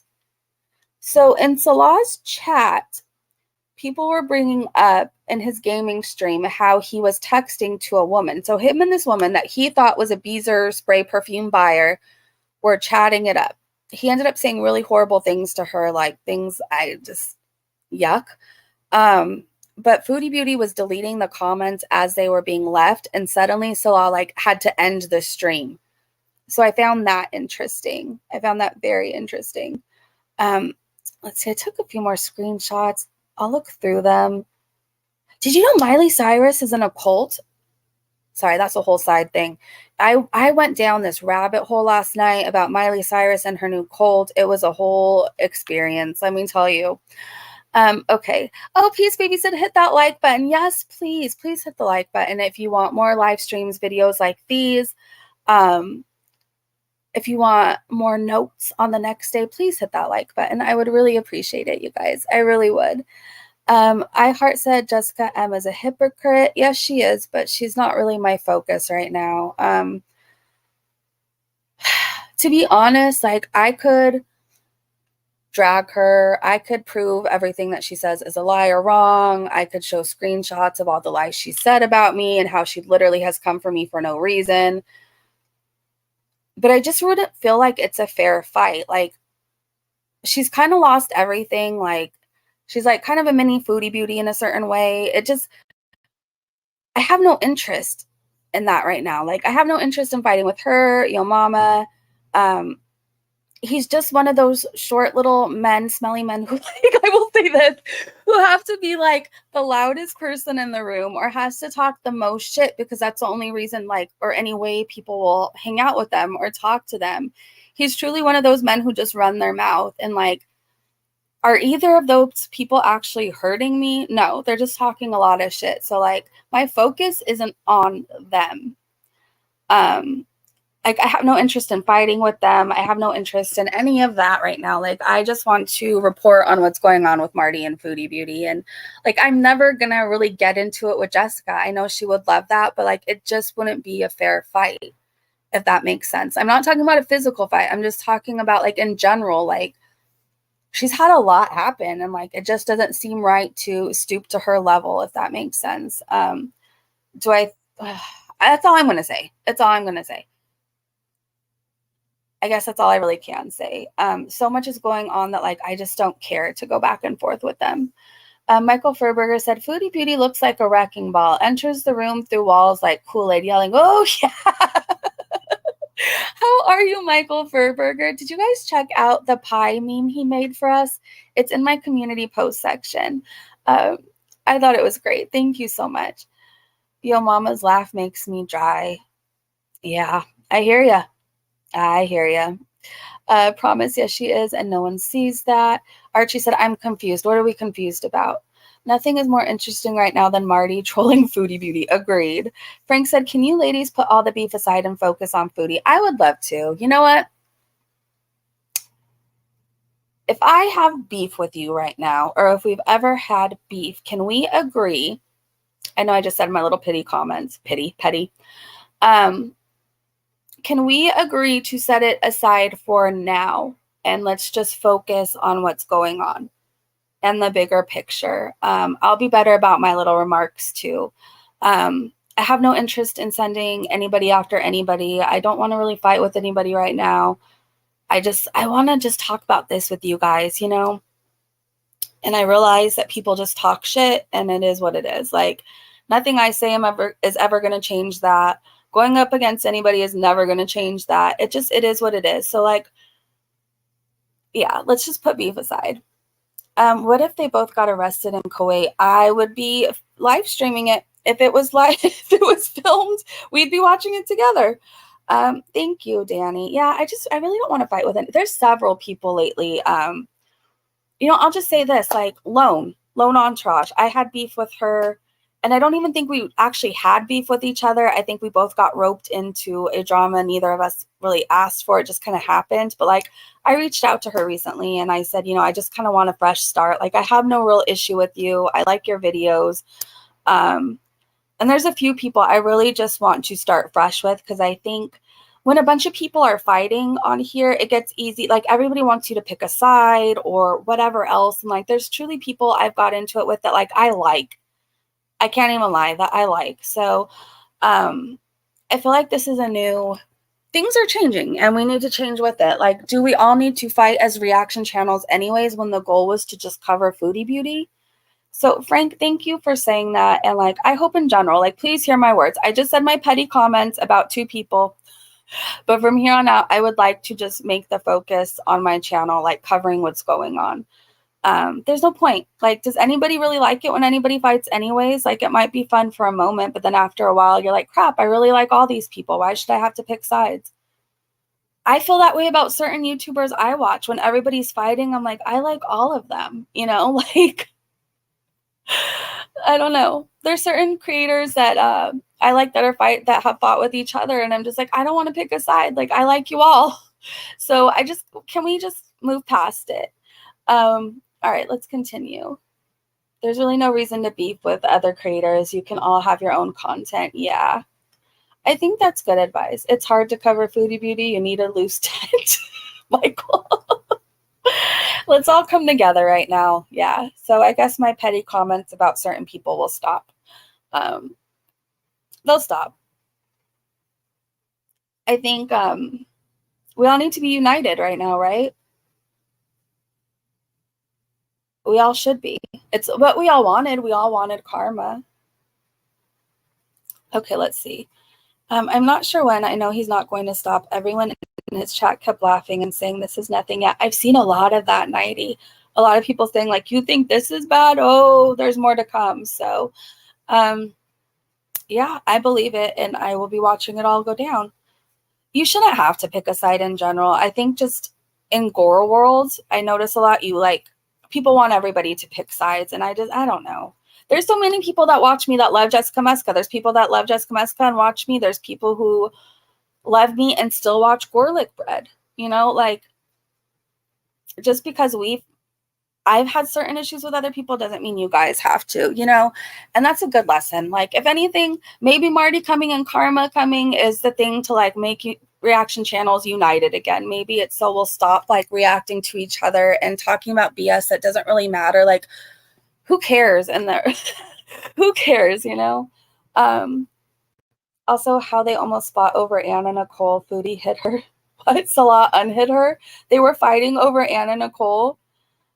Need Some Sleep said, beefing between creators is boring AF to me. I'm here for Foodie Beauty. I can't watch her alone, and I enjoy creators' opinions on her and interacting in chats. Yeah, I totally get that. Nighty said, the fact your mama even is laughing with Marty is the best. That's what really set her off. Can I just say I lived for that moment?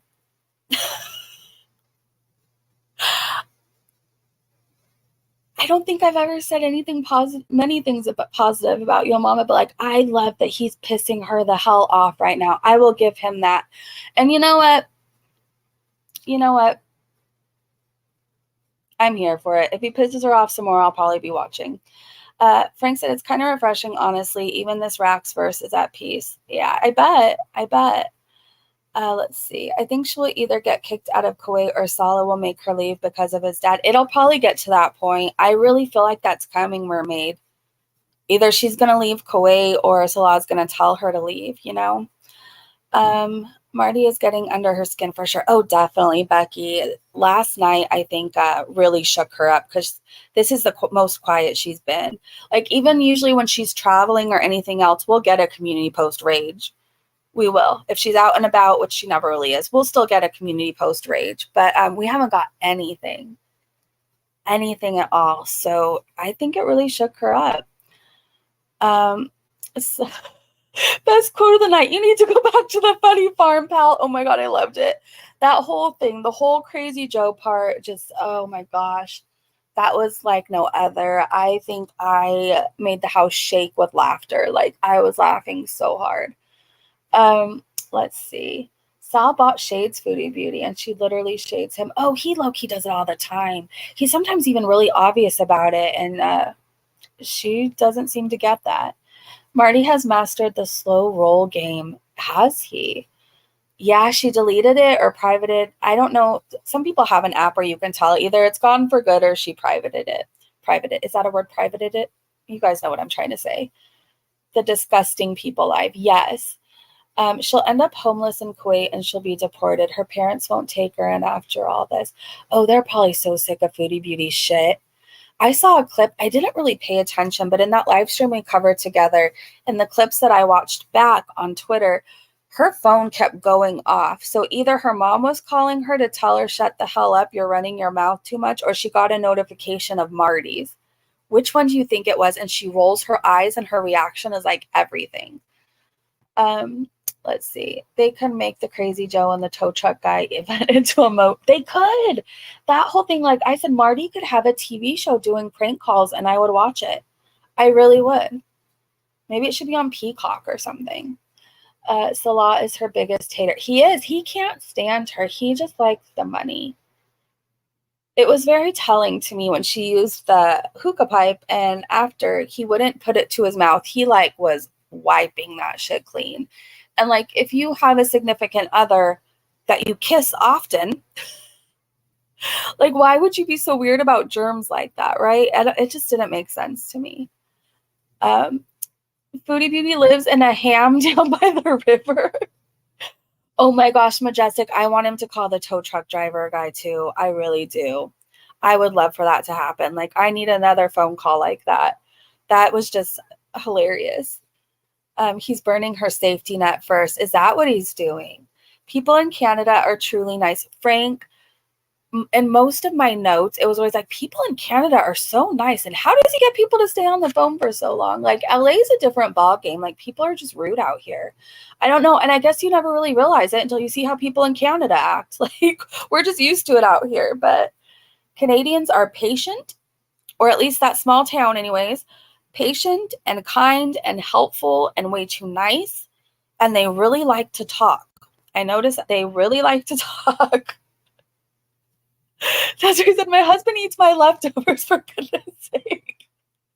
Yeah, if you have a partner that you kiss often, there's no wiping things down before you use it, if that makes sense. Like, are you going to do that if you share the same straw? Like, what's the point? You make out. I don't get it. I will never understand that. It was just proof he's not kissing her. Did you hear his voice when he was trying to convince us they can't kiss? His voice went up like a little girl. He was panicking, as he should be. As he should. Can you imagine being threatened and like forced? Tay, good to see you. I haven't seen you in a long time. I hope you're doing well. DM me. I would love to chat and catch up. Oh yeah, can you imagine having to kiss Foodie Beauty? Like, I need a new I need stuff right now. Like, my focus is on a laptop, but if somebody came to my door today and said, you can have the best laptop in the world, you just have to kiss Foodie Beauty, I would shut the door in their face, close all the blinds, and that would be that. Like, there's nothing that's going to make me kiss that chick. But I would be scared. I would be scared if I was him too. I dated a Canadian, was treated like a king. Oh, Frank, as you should be. Let's see. I tease my husband like that. He enjoys my gently used food. Nothing goes to waste. Good to see you too, Tay. I hope everything's good. I hope that person's left you alone. I really hope so. You deserve peace and happiness and love and all things good. Let's see. My hubby and I eat off the same plate. And yes, we Canadians are raised that way. I can tell. Like, I remember when Foodie Beauty would do the whole fast food tour. Remember where she would go to like 3 different fast food places a day, sometimes 4, sometimes 5. It depended on the mood. And I noticed people in Starbucks, the Starbucks especially in Canada, like they would chat it up about the weather, what they did yesterday. Like everybody in the drive-thrus wanted to chat. In LA, if you go through a drive-thru, like you're barely getting somebody there through the intercom, like barely. They're not asking you how your day was. They're not asking you how the kids are. If you're going to bingo later, like none of that. Like you get your food and you're gone. But I noticed that. I think Canadians were just raised differently. I think I just noticed they're very lovely people. Very lovely people. I would have my mouth sewn shut by a plastic surgeon. If you had to kiss Foodie Beauty, oh my gosh, I would move. I would move the country if she came to my door and I had to kiss her for anything. There's nothing that could make me kiss that person. Yeah, same, Cindy, same. We don't accept Foodie as a Canadian. I can't even blame you. Like, she is so different from the rest of you guys. I don't even.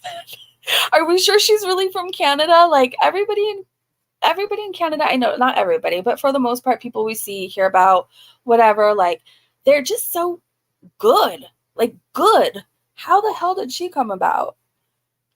Frank said he was trying to get a reaction of the cool tow truck drivers, just showing how nice he was, etc. Nothing bad. It was a joke, and he would have told him so. Got it. Need some sleep said, yeah, that was very common here. People are like that everywhere mostly. That's very nice. Maybe I should have been Canadian.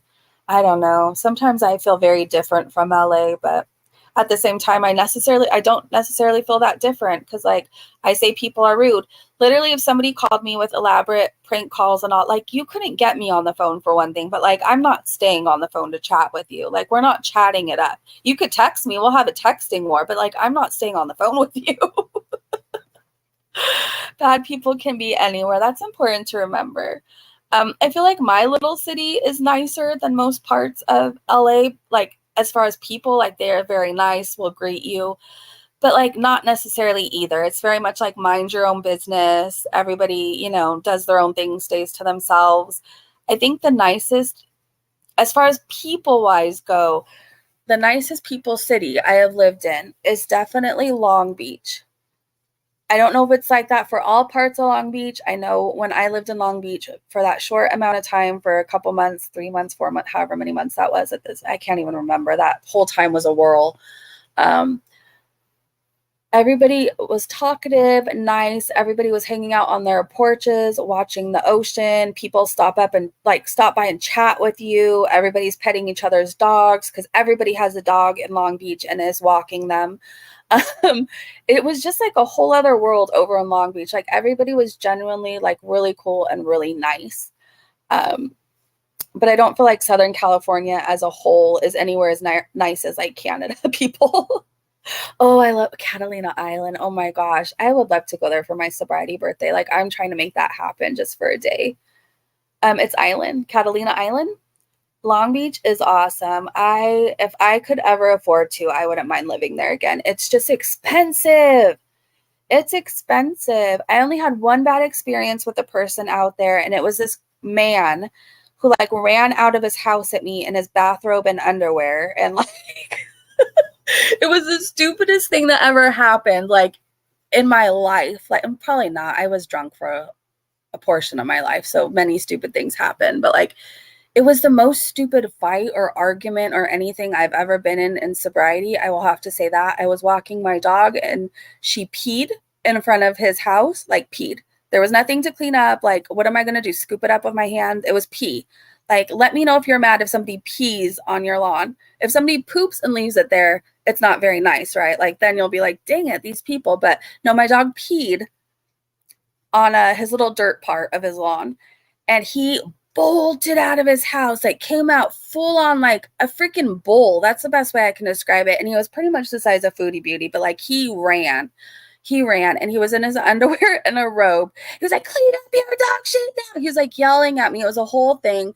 I was actually kind of scared at him for a second until I realized how ridiculous he was. But I kept pointing. I'm like, there's nothing. There's pee. No, there's shit. No, it's pee.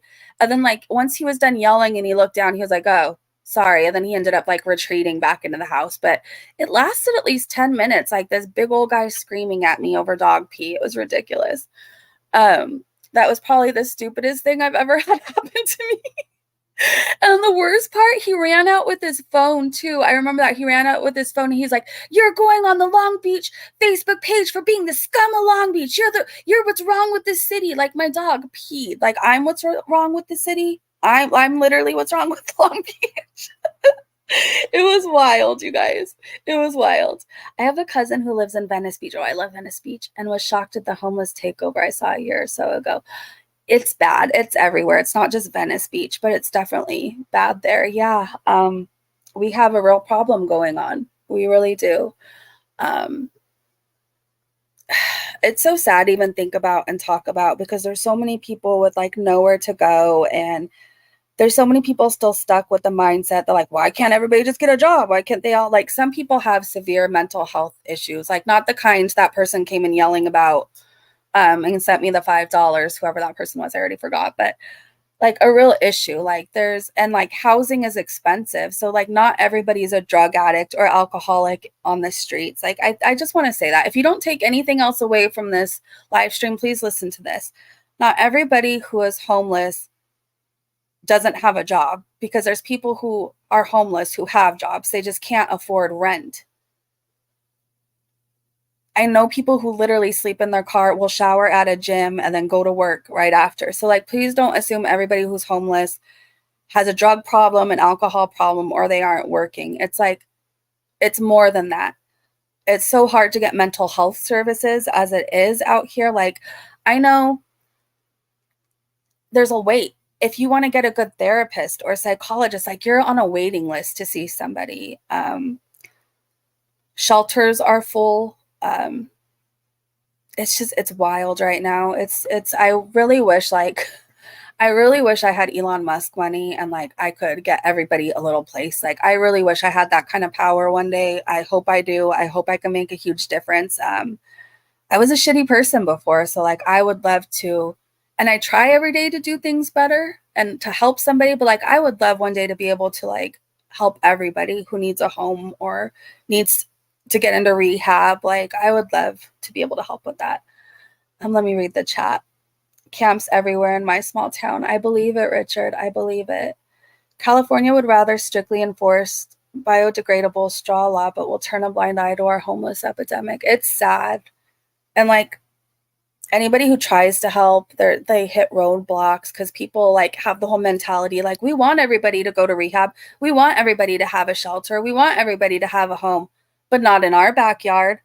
That's the whole mentality.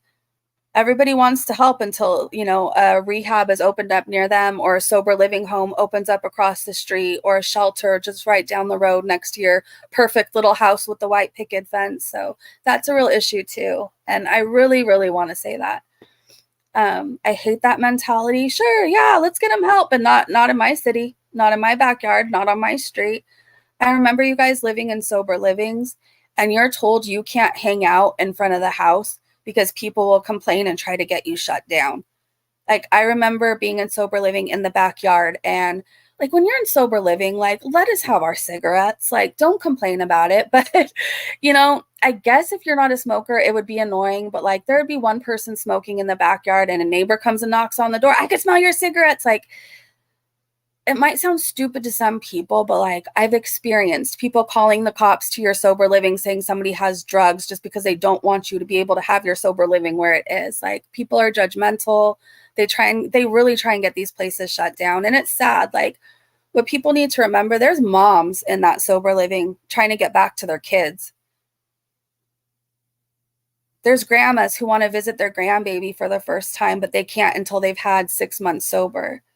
There's really people trying to do things in those sober living. So like, don't try and get them kicked out. Don't try and get it shut down. Like, I don't know. Think about it. Like, if addiction hasn't affected you yet, one day it will. Whether it's you, a parent, a child, a family member, a cousin, an acquaintance from work, addiction will affect you in some way or another at some point in your life.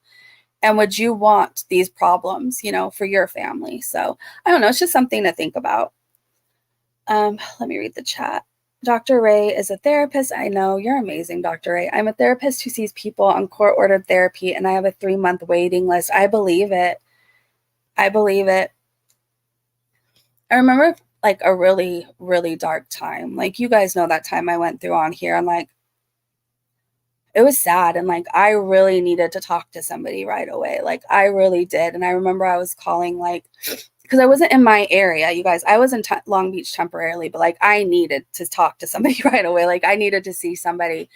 And I was met with no, no, no, we can't. 6 months. No, no, no. Like, no after no after no. And it makes me think about people who like genuinely like don't want to be here anymore. And like, they have nobody to talk to because you have to wait. And like, the only other option is to admit yourself and like be placed on a hold. But like, even now you have to worry about that because that stuff like stays.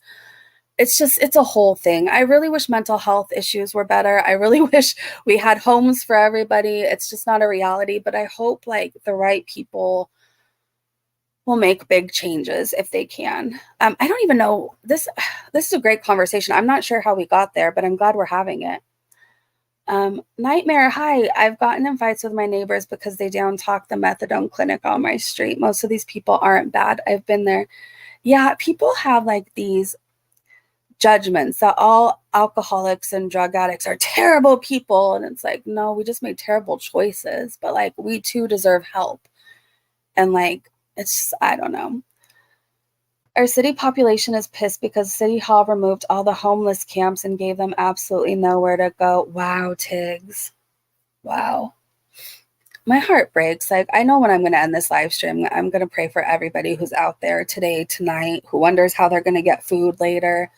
I'm like tearing up talking about it because I don't think like people who live in cities or states where it's not an issue, like, I guess it doesn't really affect you until you see it, until you see people with kids like out on the street, until you see elderly people who should be like playing with their grandkids somewhere, like out on the street, I mean, in a home somewhere, like they should be comfortable. You see people in wheelchairs, see people who are like injured or disabled and like they have no home and no food, and like hurts my heart so bad. I really hope things change one day. I really hope they do. I don't even know how we got here and why I'm crying. I didn't plan on crying during this live stream. I really didn't. But whatever you pray or believe in, will you just send that energy, prayers, whatever, into the universe? And like, let's pray that changes come. Because despite what you think, like somebody's mom, somebody's kid, somebody's grandpa is out there, somebody's uncle, it's sad. Yeah, there's elderly people living in cars. Like, I remember one guy, named Vinny where our community came together and helped him. Like, he was having trouble finding an affordable place, and once he found it, they told him he couldn't have his 2 dogs, and like he wasn't going to move into it because his wife died and all he had was his 2 dogs. It's so heartbreaking, you guys. But like he got help. Like, we helped him get it, like a little RV, and he could park it, you know, pay rent to somewhere. So it worked out. But like, not everybody is going to help people like that. And Vinny got really lucky, but there's other people who don't have a whole community helping them. And I just really hope things change. Let's see. Thank you, Cindy. Thank you. Sometimes I wish I didn't have such a big heart because I feel things so deeply. Like, this is why I don't watch the news, you guys. Like, I hear stories and it bothers me for like days later. Like, some people can turn off the news, go about their day. Like, I'm worried about Sally in North Carolina, whose home just got destroyed. And like, how is she going to feed her kids later? Where are they going to sleep? Like, that's how my mind works. Frank said, see, perfect Sunday talk. Reality is real. We are all going through things and trying to make it without losing your sanity. Exactly, Frank. Exactly. I see all the prayers. Thank you, everybody. Thank you. I believe if we keep trying and we don't give up and we stay positive, I believe change will come in this world one day. I really believe that. I just hope it's in like the lifetime I get to see it. Like, I really hope that. I really hope that. I would love to see this world change. User Matthew said, Breezen, don't cry. Change of topic. What's your favorite pie? Pumpkin pie. I can eat pumpkin anything all day, every day, but I don't. But I love pumpkin pie with a ton of Cool Whip on the top or whipped cream. I never eat the crust. I'm weird about crust. Like, people make fun of me all the time. I will eat all the filling out of a pie, but I will never touch the crust. What's your favorite pie? You have a huge heart. Oh, thank you, Heather. So do you guys. That's why you're here. That's why you're still here. User, do you need prayers? DM me and I'll be happy to pray for you. Beagle Mama said, we can send billions to Ukraine, but not invest in it in our own mental health and homelessness problem. That makes me angry. I regularly deliver dog food, water kits to homeless. You are an amazing person, Beagle Mama. You are an amazing person. See, you have a big heart too. What do I think of who? As of right now, I officially don't have a opinion on him anymore. I'm moving forward. I got my little last petty comments out, but we agreed on this channel. Like, right now, nobody wants to fight with each other. We all just want to focus on what's happening with Foodie Beauty. So I don't have an opinion of him anymore, to be honest. I don't. Let's see. Frank said, at Beagle Mama, it's why I have so much issues with the world. It's why I try to do things here and there to look out for people who would never ask for help. Frank, you're a good person. I don't know you that well, but from what I've got to know about you, I think you're a really good person. Kimmy said, I can't listen to stories like that are about animals. I know it happens, but when I hear it, I know. Yeah, I feel guilty for not listening and selfish, but I can't. Don't feel guilty because I get this all the time. Like, do you know how many, sometimes even in my own family, but sometimes they love me and they get me, but I don't feel like they truly get me in this aspect. Like, I get it. You're 40 years old and you don't watch the news? No. You're 40 years old and you don't check the Weather Channel? No. For one thing, weather, I just look on my phone. As far as the news, like I said, like, people can just turn it off and go about their day. And I really, really wish I was more like that in some ways. I will be 60 years old and I still won't be watching the news. Like, thankfully on Twitter, you get all the news and trending and everything else. So if you want to see it, if you really want to know, you can find it. But for those of us who like it affects, like, I'm happy to not watch it. I am so happy to not watch it. Dr. A said, it's very common for past addicts to be super empathetic. Part of the reason is they became addicts, an attempt to numb some of the super intense feelings. Dr. Ray, well said. I think it's a big part of why I became addicted to alcohol and drugs and things of that nature. I think I never really felt like I belonged in this world or I had a place. And I feel like once I discovered alcohol, it gave me like this confidence. You know, they really call it liquid courage. And I felt like all my insecurities I always felt went out the window. I felt everything I was scared of went out the window. Judgment of others went out the window. It was just, it helped in that aspect. And then it became a coping mechanism. Every time I couldn't handle how I felt or what was happening, I had to drink, I had to use to escape reality. I believe that 100%. The hubby won't let me watch the news because I'm the same way. I'll worry for people I don't know and never meet. Baba, he's smart. And don't feel bad for not watching the news, you guys. Like, seriously, don't feel bad about it. Frank said, thank you and shout out to you and all your girls and guys day. Refreshing to know so many nice people exist out there. Gives me hope for humanity. Never be silent or voiceless. Oh, you never have to worry about that over here. We definitely use our voice. We do. Desiree said, I don't watch news either. My husband says, did you see? And I say no, and I don't want to hear about it either. Exactly. Exactly. That's pretty much where I'm at. Nellie said, same breezy, only Twitter, also an ex-addict. Hey, Nellie, congratulations on your recovery. And yeah, maybe it has to do with addiction. Maybe because we've struggled so much, it's like we hurt. And like for many of us who spent time out on the street, like I did it willingly sometimes. I did it sometimes because I was locked out by my partner, whatever else, until I sobered up. But like, there's times where I've been a week out there, not eating, not sleeping, not in a home. One time I did it with just socks on and no shoes, walk the streets. So like, I've seen a lot, I've been through a lot. I truly know what it's like to be hungry. I truly do know that, where you're so hungry, your stomach growls and then you throw up because there's nothing on your stomach. Like I've been there. So I think when you've seen certain things, experience certain things, you definitely are more sympathetic towards it. Beagle Mama said, hear me out regarding crust. Buy a box of lard and strictly follow the recipe on the back. I don't think I can use lard. I can just about guarantee that is a crust you will eat. We have been lied to about lard. Hold on. I don't think.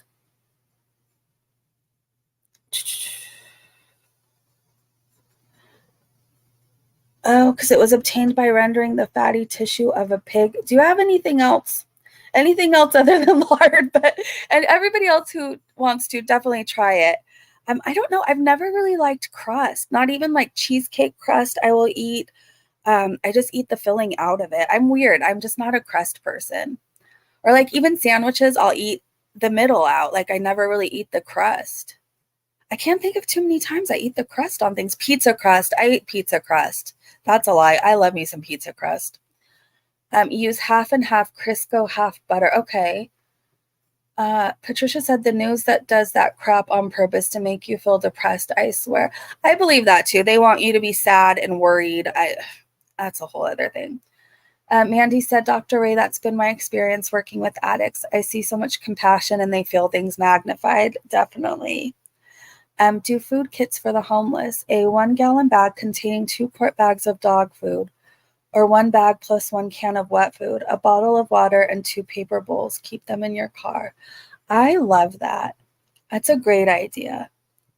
And if you guys, maybe we'll start something one day, or we could raise money and make little kits, and I can go pass them out. And like, I'm not going to film myself giving them to people. I might just give updates. I don't want to be one of those people who are like, here, we did a good deed. Now smile for the camera.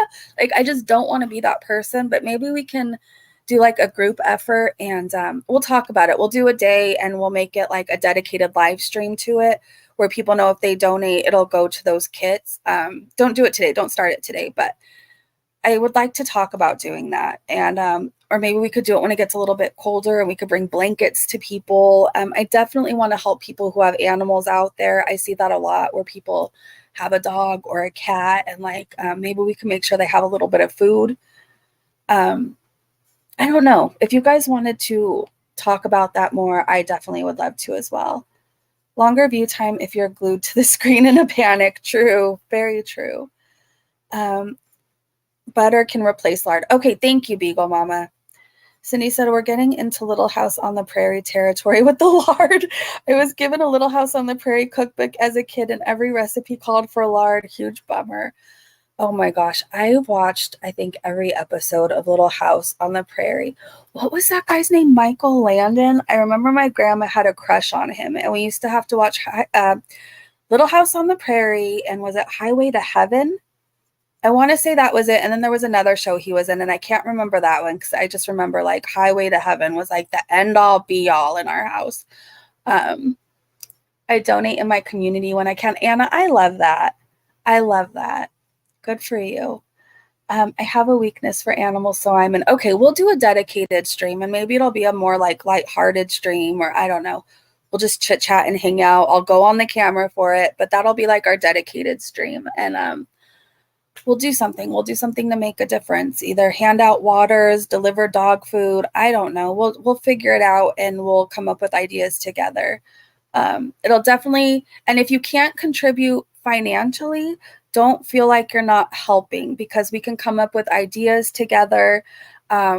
We can find, cheaper ways to buy a lot more stuff, if that makes sense. We'll figure it out together. So everybody will be involved in some way, okay? The morphine episode. Oh, you know what episode really bothered me is when the child drowned in the river. I can't remember which episode it was or everything else that happened, because like I'm 40 now and that was a long time ago. But I remember somebody drowned in like a river or a creek, and I think there was like a magic show that was in town. If I'm remembering correctly, it was a whole thing. I could have those two episodes mixed up. But do you guys remember what episode I'm talking about? Bonanza was his first show. My grandpa liked Bonanza. Yeah, he was like a big hit in that house. Like my grandma loved herself some Michael Landon. I will just take a picture of the kids in my car and post to social media so others get the idea. Yeah, that's smart. You guys never, I don't think any of you guys are that kind of person, but I just want to put a thing out there. Like never do something out of the kindness of your heart and then make somebody pose for a picture. Like, look, I just gave you a toothbrush. Now do a dance. Like, it's probably already embarrassing as it is. Like, I remember when I was out wandering the streets and people would like try and offer me kind things. Like, it's embarrassing. Like, it's really embarrassing. And like, can you imagine someone shoving a camera in your face at the same time? Like I said, I don't think anybody else does that in here, but we'll definitely find a way where we can give updates without like showing off the people that we give this stuff to. Cause I just don't think that's nice or fair. It just feels really bleh. Eagle Mama said, I've done cat food too, but there are fewer cats out there than dogs. True. Dr. Ray said, I got my, if I'm missing anybody's comments. Oh, wait. Oz said, do you remember the evil girl from Little House on the Prairie? Nellie. Yes. Foodie Beauty reminds me of Nellie for some reason. Not looks wise, just like the nasty ass attitude. Nellie said, for animals, I'm always in. Humans, not so much. I get that too. Let's see. I want to make sure I'm not missing anybody. Nikki said, XMN resident here. Took my partner to Walnut Grove. Got Alamonzo's autograph too. Really? Pico Mama said, I've done cat food. Oh, I read that one. Okay. Dr. Ray, you got your groomer's license? I love that. So you can volunteer at your animal shelter and clean the doggies when they come in. I bought a cutting kit. I'm not very good. I am afraid you're going to do amazing. You're going to do amazing. And you're going to learn with practice. Luckily, like you're doing a good deed for dogs who need to be cleaned up. We want them to look good for their new home, but like you're not at that point where you're like a groomer where somebody's paying like $1,000 for you to make them look a certain way. So luckily you have the time to get experience, Dr. Ray. And the dogs will just be so grateful you're getting those mats off and everything else. I don't think they care if they look like they could win a dog show. Like they're just happy to have a little help, Random comment said, that's so gross. I hate people that film donations. Yeah, it seems to be a whole thing on like TikTok where people show it off, but I don't know. I mean, I guess they're still helping. I hope that they're asking like, can I put you on camera, See if your local charities have Amazon wish lists. The cat rescue I adopted from do. I can't get food to them, but it's a great way to help. I believe other charities have them too. That's great advice, Kimmy. Let's help the animals too. Let's start helping people. Let's see. Yes, imagine being put on camera at your lowest. It's sick when people use charity for clout. I agree. I loved Bonanza. He was an excellent actor. He really was. He's very handsome. He was a very handsome young man. He really was. Nellie had the best redemption arc. She became so nice. She did end up becoming nice, but like her bratty attitude she was stuck in for a while reminds me so much of Foodie. Like, I don't know. What was your favorite cartoons growing up? Mine was Thundercat. What was my favorite cartoon? Care Bears, Strawberry Shortcake. What else? She-Ra. I really liked Ninja Turtles. I wasn't allowed to watch the Smurfs because there was a sorcerer. That's a whole other story. I grew up in a really strict household, like really strict. My parents were like born again Christians and they really wanted to do everything right. So I'm trying to think of my favorite shows as a child. I don't know. I was more of like not necessarily cartoons, but like, do you guys remember the show California Dreamin' or California Dreams? Like, I liked that show, but that was when I was a little bit older. As a kid, I watched like I Love Lucy reruns, the Monkees reruns, the Partridge Family reruns. Like, those were my shows in the 80s. They really were. I really liked the show called Fraggle Rock. Some da da da da. Worries for another day. Let the music play. That's all I remember. Down at Fraggle Rock. I can't remember what else right now. Dexter's Lab. Bill Nye the Science Guy. I really liked him. What else was there? I really liked the Friday night shows, like Family Matters. Remember it was TGIF. Oh, I really loved the show Hanging with Mr. Cooper when I was a kid. Did anybody watch that show? I feel like nobody remembers that show but me. Fraggle Rock. It was so good. The Monkees. Oh my gosh. I loved the music from the Monkees. See, I think I was born in the wrong time. I loved the Brady Bunch songs. I loved the Monkey songs. I loved every song from the Partridge Family, especially I Think I Love You. I don't know. I was born in the wrong time, you guys. Oh, you loved Bill Nye. He was cool. Science rules, I swear. Captain Planet. I don't remember watching that, but I remember I Love Lucy. Yes, I love Lucy. I just love Lucy. She's like my feel-good show. Let's see. Nick at Night. Yes. Is that remember Hey Dude? Does anybody remember that show? There was Hey Dude, Salute Your Shorts, Are You Afraid of the Dark? I can't remember what else now. Alex Mack. Yes. Yes. Yes, Sabrina. What other shows? We had a lot of good shows though. Kids cartoons suck compared to when we were kids. I think the only child cartoon I really think is good is what is that show? Little Einsteins. When my daughter was of that age, and I was visiting with her because I was still a bit into my addiction. You guys know, I had a wild road. I remember loving watching Little Einsteins with her and Mickey Mouse Playhouse. You're a 90s baby, cousin Skeeter. Magic School Bus and Reading Rainbow. Do you guys remember Reading Rainbow? That was such a good show. Goosebumps. It was scary back then. Goosebumps was very scary. Xena. Yes, Xena. Kipper was my dog. Buffy the Vampire Slayer. Yes. Yes, that was such a good show. Sigmund the Sea Monster and H&R Pup and stuff. You know what? My dad, my Cyber and Aaron, if you guys are in the chat right now, a couple weeks ago, my dad went on a whole thing showing me all these shows that he used to watch, and that Puffin stuff was on there. I thought that was so cool. Electric Company, Facts of Life, the Facts of Life, yes. But there was another one that had the Beatles song as their theme song. What would you do if I sang? I can't remember the show though. What was it called? I loved that show. Do you guys remember Vicky the Robot? There was another one where the intro was like, would you like to swing on a star? Oh, I can't remember that show either. And I think the girl's name was Evie. Punky Brewster! Yes! The Wonder Years. I loved the Wonder Years. Yes. Small Wonder. That's what it was. It was Small Wonder. Yes, Oz.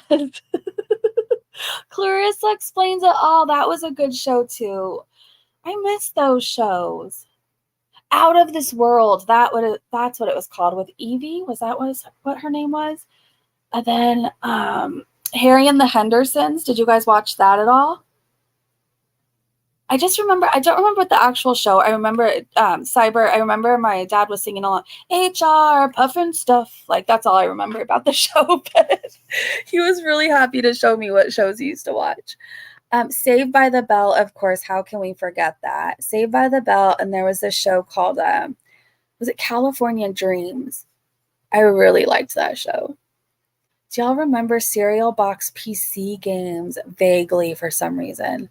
Sesame Street, step by step, day by day. I used to love all the songs. Like, theme songs for shows now suck. Like, we had all the good songs. Full House. Yes, I loved Full House. Out of This World. I liked Out of This World too. I thought it was the coolest show. Dinosaurs. Not the Mama. Yes, that was a good show too. We need to bring out Family Ties. Blossom. How could we forget Blossom? Remember Joey? I think everybody had a crush on him. Married with Children. I probably shouldn't have watched it. I wasn't allowed to watch that, and I wasn't allowed to watch The Simpsons either. I think MTV2 was blocked from our house until I was like 16 or 18. I can't remember the exact time now, but I remember being so excited the day I got to watch TRL. The day I got to watch TRL was an amazing day.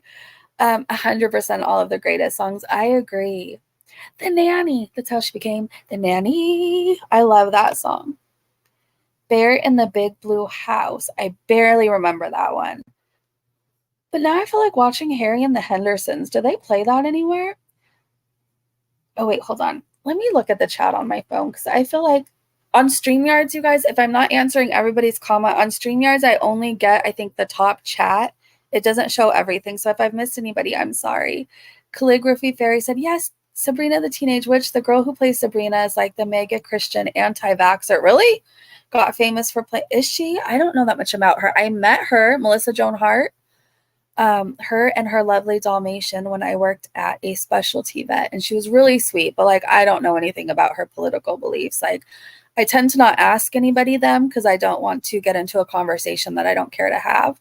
Like, I'm not Miss Politics. Like, you will never get me talking about that. Like, I vote. That's all you need to know. Like, hope that helps. Simpson is so watered down compared to the 90s. I wouldn't know. Okay, let me scroll up. Anyone? Seventh Heaven. Yes, I remember that show. That was good too. Party of Five. 90210. Yes, I had a crush on Dylan and Brandon. I remember that. Like, Dylan, I thought was like the ultimate bad boy. Like, I just remember having a crush on him. I even had 90210 dolls. I had Brenda. I definitely had Dylan. I had Brandon. I don't think I ever got the Tori Spelling doll. Like, no offense to her, but she just wasn't like, I don't know. Seventh Heaven was good. I was also hopelessly in love with Bo Duke from Dukes of Hazzard. Really, Ray? Yep, Calligraphy Fairy. I vote. That's all you need to know. I mean, I just would assume if you guys have hung out on my channel long enough, you'd know, like, I'm just not a political person. I'm just not. Like, certain family members I have love to talk politics, and I love to leave the room when that happens. I love it.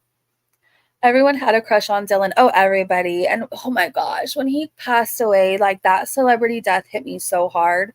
Like, I think every celebrity death is shocking and sad, but like, you know, when you watch someone growing up for a while and you just like, some of your favorite childhood memories, watching that show or whatever just reminds you of them. It's like, no. Because then I even went through a thing where I was watching Riverdale while he was on it. I don't know why I was watching Riverdale, but probably just for him. And then when he passed on the show and in real life, it was just the saddest thing. Oh, you had a Marie Osmond doll? That's so cool. They were so big. The Osmonds, they were huge. I think they've had really good songs. I can't remember their songs right now, but I know they had a lot of good songs. Let's scroll up. If anyone can't tell, I've always loved anime. Really? That's cool, Kimmy. I have never got into it, I think just because I don't understand it really. But like I don't think my brain can comprehend a lot of it. And there's like all these stories and all these characters, and it's just like overwhelming for my brain. But I think the art is beautiful. I have to say that. Um, let's see. X-Files. That was a really good show. She was there because of her dad. Let's be real. I had a Marie. Okay, I read that one. Let me scroll up. Dukes of Haha. I know, Cindy. It was so sad when he passed away. Do I remember Star Search? I do. Oh my gosh, I forgot about it until right now. Wasn't Britney Spears on Star Search? Somebody really famous was. Gosh, I'm feeling old. I was watching Tom Jones or Engelbart Humperdinck show when I was little. Don't feel old. Don't feel old. I had a crush on Kevin Sorbo from Hercules. Did you? Oh, MacGyver. I remember that. Tupac. Oh my gosh. Ray, that was really sad. I love Tupac. You love the Osmonds? I think everybody did at some point. I still like watching the old reruns of the Addams Family. Same. Listen to the Osmonds saying, he ain't heavy, he's my brother. Okay, hold on. I'm going to screenshot it so I could listen to it after. Power Rangers or Ninja Turtles or Totally Spies. I remember Power Rangers being really big. One of the Power Rangers, I guess I'm not going to say who, but he went to my high school, and he wasn't really there much, and I don't think I understood why at that time, like at all. He wasn't really there that much, but when he came in with his swinging beautiful hair, let me tell you, all the girls fawned all over him. But that show was huge. Squarespace, I don't remember. Okay, Lawrence Welk show. My brother watched Speed Racer anime when we got home from school. Really? My 6th grade teacher looked just like Tom Jones. Oh. Calligraphy Fairy said, Totally Spies reminded me girls can love kicking ass and going to the mall. Yes, we can. Biker Mice from Mars. Sonny and Cher. I didn't ever watch their show, but I listened to their music. I think Cher is so beautiful. Like, I look back at she's beautiful, but like, if you look back at photos of her, like, especially in her music video, if I could turn back time, like, she was freaking hot, gorgeous. Like, if I was a man, I'd be falling all over her. Like, she was so freaking beautiful. So beautiful. Couldn't that scrapper guy get arrested? I, I guess anything's possible. Does anyone remember the Littles cartoon? I don't. Oh, everybody likes Pokemon.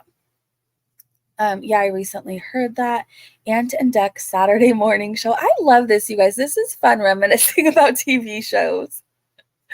Who do you remember being your favorite artist when you were younger? Mine was New Kids on the Block. I had New Kids on the Block everything. Like lunchbox, bedspread, puzzles, fanny pack. Yes, fanny pack. Everything was New Kids on the Block. Who else? I really liked Vanilla Ice, but my parents made me take back his cassette tape because he cursed in one of his songs, and I remember crying so hard. I really liked MC Hammer and Criss Cross. I really did. Tiffany. I thought Tiffany was the coolest thing ever. Hanson! Everybody loved Hanson. Oh my gosh. Spice Girls, yeah. I thought they were so beautiful. I thought they were the prettiest things to walk this planet. Definitely Mbop. That was the hit. That was the best song ever. I heard they redid it, and I haven't heard it yet. Or if I have, I don't remember, and I need to go back and listen to it. New Kids on the Block. Who was your favorite? I liked Jordan. Jordan was just the hottest person to me. Mine was Backstreet Boys and Spice Girls. Yeah, those were really good groups. Who else? I liked this band. Were they called LFO or UFO? Something FO. And they sang, I like girls that wear Abercrombie and Fitch. Do you remember that song? I can't remember all the lyrics, but Jordan was so I think so too. He was so quiet and cute. The B-52s. Yes. My sister loved Backstreet Boys. She'd play them on loop. And when I was a child, you guys, I had this obsession with John Lennon. I will tell you that. Like, my parents didn't tell me later on until he was dead. And I remember being devastated. I remember being a little girl And when people asked who I was going to marry one day, or because like, I don't know why people ask kids that. I wish people would stop. Like, I get so annoyed when people ask, like, my daughter, oh, do you have a boyfriend yet? No, she's 10. Calm down. But I remember people asking me, like, oh, when you grow up, who are you going to marry? Or who? It was always like, I wanted to marry John Lennon or a baseball player, specifically Rex Hudler. I had the biggest crush on Rex Hudler. But let's go back to John Lennon. I listened to all his music. Oh my gosh, my computer is going to die. Oh, crap. Hold on, we got to finish this up or else it's just going to hang up on you. Hang up. But yeah, I remember him being my crush. And then when I found out that he had passed away, I was absolutely devastated. Papa Roach. Papa Roach was amazing. Are we talking about high school now? So high school for me was Papa Roach, Blink-182. I used to listen to this band called the Get Up Kids, Dashboard Confessional. Who else? There was so many. Longfellow, Saves the Day, MXPX, the Ataris. Who else? Less Than Jake. There was so many. I was like way into music in high school. I remember getting a CD player for my birthday one year and recording songs off the radio. Remember when we had to, like, when we were recording our voicemail and like when cell phones first came out and you're like, hi, this is Breezy. Leave a message after the beep. And then it would like play Tupac like in the background, but you had to pause the song or you would have to wait like all day for a song to come on just so you can record the song and have that in the background as your voicemail. It was like a whole thing. It was so hard to get a good song on your voicemail. Same music taste in high school? Really, User 84? Who else did you used to listen to? I want to know. So in high school, I was always at like concerts on the weekends. I was always at the Chain Reaction, the Glass House, this place in Riverside. I can't remember what the hell it was called. For the life of me, for some reason, it's completely left my brain. But like I was always at a show, specifically the Glass House.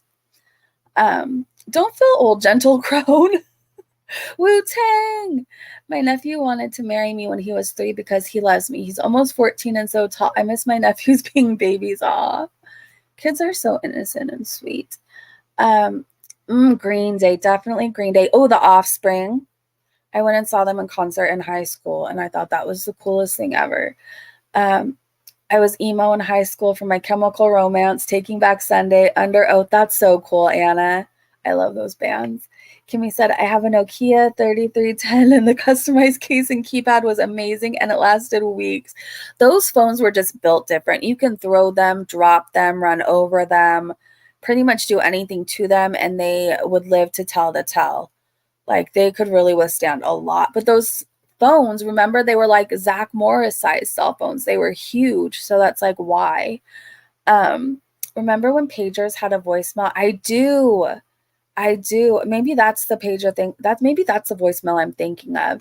But I remember there's like little codes that you can like page somebody and 143 meant I love you. There was like a whole code system. Hi, Tony. Hello. My first concert was Alice Cooper. That's so cool, Kimmy. I bet that was quite the experience. My first concert, unfortunately, wasn't one that I would have necessarily chosen.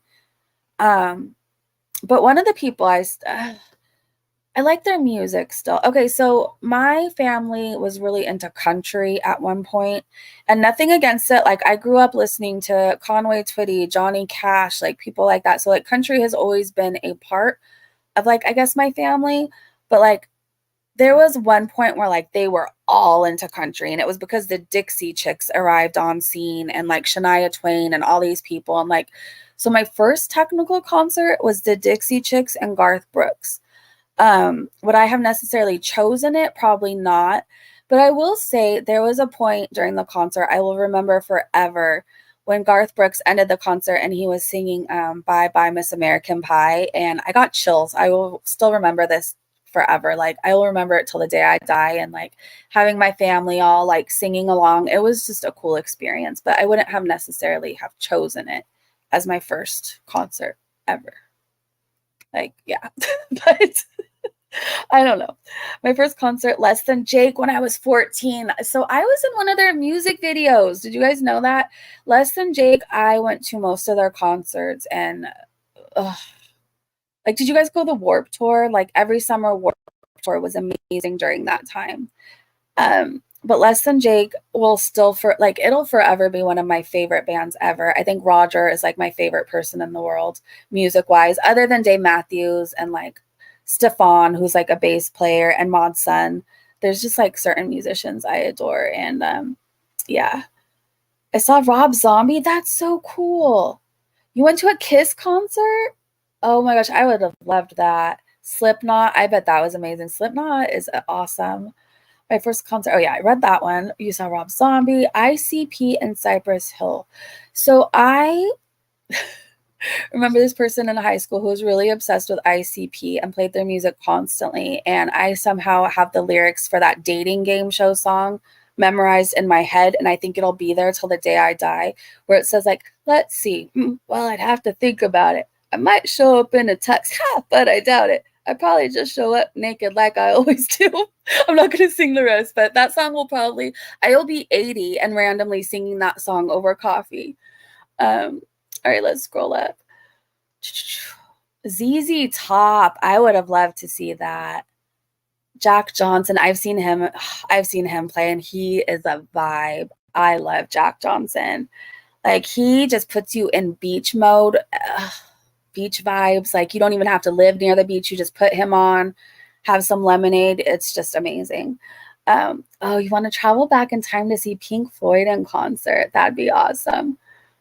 I can't believe I just sang ICP on it. I saw Eminem and Cypress Hill. I would love to see Eminem and Cypress Hill. Oh my gosh. Real Big Fish. Yes. Sell out. I love Real Big Fish. There's this drunk song that I really like, and I can't remember how it goes. It's one of my favorite songs by them, but like, if I had $1 something for every time I'd be wrong. Oh, I can't remember it, but it somehow starts singing like, I'm drunk again. Look for the song. It's one of my favorite songs by Real Big Fish. I saw the movie Woodstock and went to a Frampton Yes concert. Never forget seeing Jimmy Buffett. I have to see Jimmy Buffett in concert before I leave this earth. Like, I have to. I know basically every Jimmy Buffett song. I would love to see him. He has saved me from myself many times. Like, I will just be very open about that. Like, music is healing for me. It gets me through a lot of things. And like, there's been some dark times in my life, very dark times in my life. And Jimmy Buffett has just got me through it. A Pirate Looks at 40 is probably one of my favorite songs to ever exist or be out there. Got to be Up Close to the Beach Boys. Oh my gosh, Beach Boys are awesome. I think everybody loves the Beach Boys. Like, how can you not? I'm gonna see Willie. Oh, you're gonna see Willie Nelson? Oh my gosh. Take pictures or a clip and please send it to me. I just want to see Willie Nelson. Oh my gosh. There's nothing like music. Nothing. Like, it's better than any drug or alcohol or medication you can ever take. Like, I stand by that. Music is healing. It's powerful. It's a language we all understand. It's just, music is everything to me. His concerts are so much fun. Die Hard Parrot Head. I would love to see him one day. I would love to see him in concert. I wish I could have been old enough to go to Woodstock. Same, hippie. Me and you would have gone together. I really wish I had lived during that time. I'm telling you, I was born during the wrong time. I was. You are? What are you listening to, Gentle Crone? Which song? Which album? Crazy Times in Girl World. There, yeah, Tony. If you want to go back and hear everything that happened last night, like, you'll have to go back to the beginning of the stream. We're just kind of ending things. I think my laptop is going to die soon. So we're just kind of talking about music. We were talking about pies. We were talking about TV. It's kind of just cool getting to talk about something different for a minute and just all relate to each other, you know? Let's see, me too, Anna. My obsession with that man is unhealthy, and I know it, but don't care. Hooray. Did I miss it? Oh, Machine Gun Kelly. Oh, that is a beautiful, beautiful looking person. I don't care what anybody says. I don't care. I think Machine Gun Kelly is hot. I don't care. I don't care. And he has a really great best friend named Mod Sun, and they're just both amazing and beautiful and have the best music. Music and nature, exactly. Put those two together and you're in paradise. Music and nature, absolute paradise. Really? Shoot 'Em Down is my favorite song by Machine Gun Kelly and Mod Sun. Have you heard that song, Ray? I'm sure you have. You have. You've had to. You were 6, really? See, I wish I was older, but alive during that time. Yeah, I do too, Ray, if my kids aren't around. Range Rover addict, I said he is a giant. What? Who is this yawn person?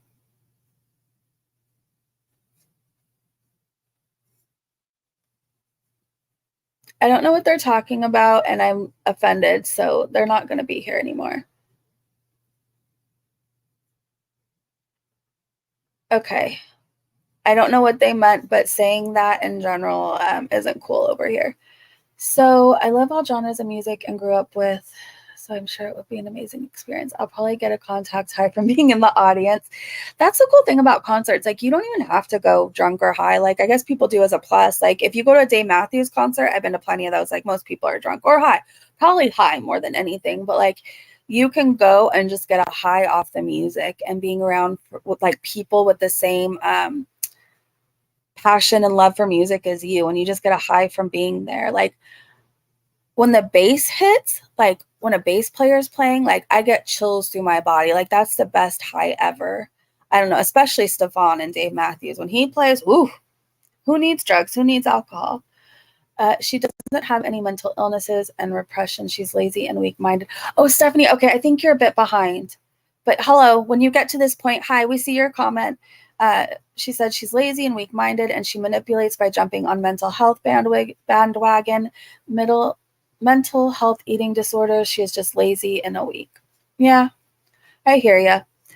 Yeah, it's good. My favorite Machine Gun Kelly song is Daywalker, mainly because of Corpse. LOL. Awesome. Rebecca said, what new content or subject matter do you have up your sleeve for when Foodie Beauty gets the boot, Breezen? Once her channel goes, so does yours, Shirley. Chantel is only content you produce. So hi, Foodie Beauty. Nice of you to join us. Hello. Honestly, Rebecca, if Foodie Beauty doesn't have a platform anymore, I would just still go live and talk and hang out with you guys. I don't necessarily have to react to a morbidly obese woman to have content. I'll probably vlog more. I'll probably show more of my life, daughter not included, but probably share more of me.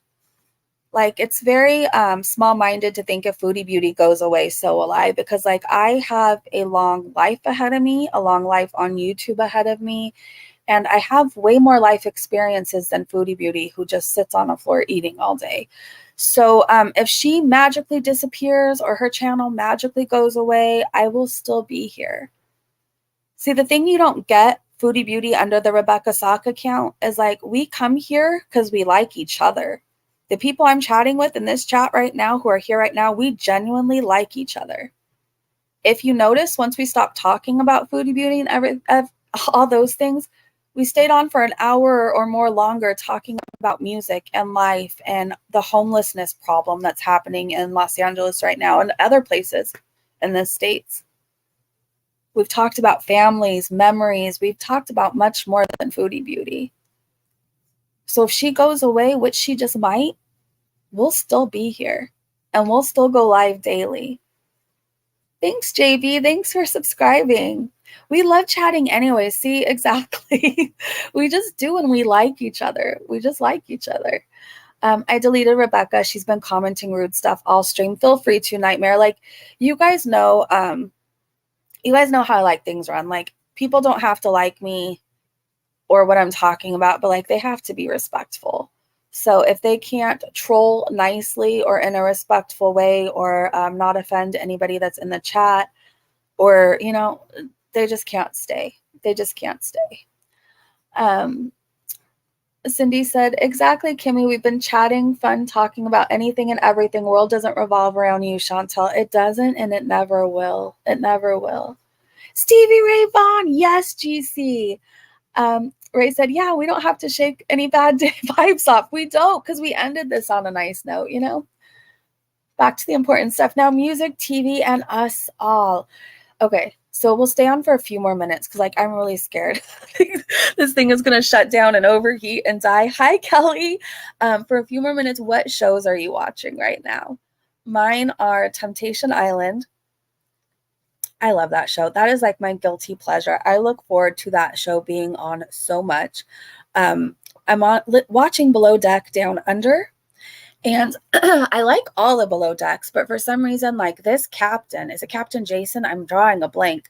And Aisha together, I just love the show. Something about Below Deck Down Under. What else? And I guess right now I'm just watching what we're all watching on YouTube, but I'm looking forward to Sister Wives coming back on. I really want 1,000-Pound Sisters to hurry up and get back on. I would believe that, Oz. If Breezy suddenly leave us, we know her laptop died. Yes. If I'm suddenly gone, it's dead. Hey, Blondie, can you remove salad from your screen? Oh my gosh, I forgot he was even up there because I'm just watching you guys. I'm so sorry.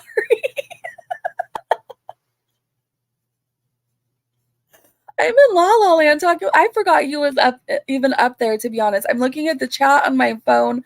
I am so sorry I did that to you guys for this long. Oh my gosh. I'm so sorry. I'll make it up to you somehow. Those boat shows are pretty cool. It's such a different and fascinating life.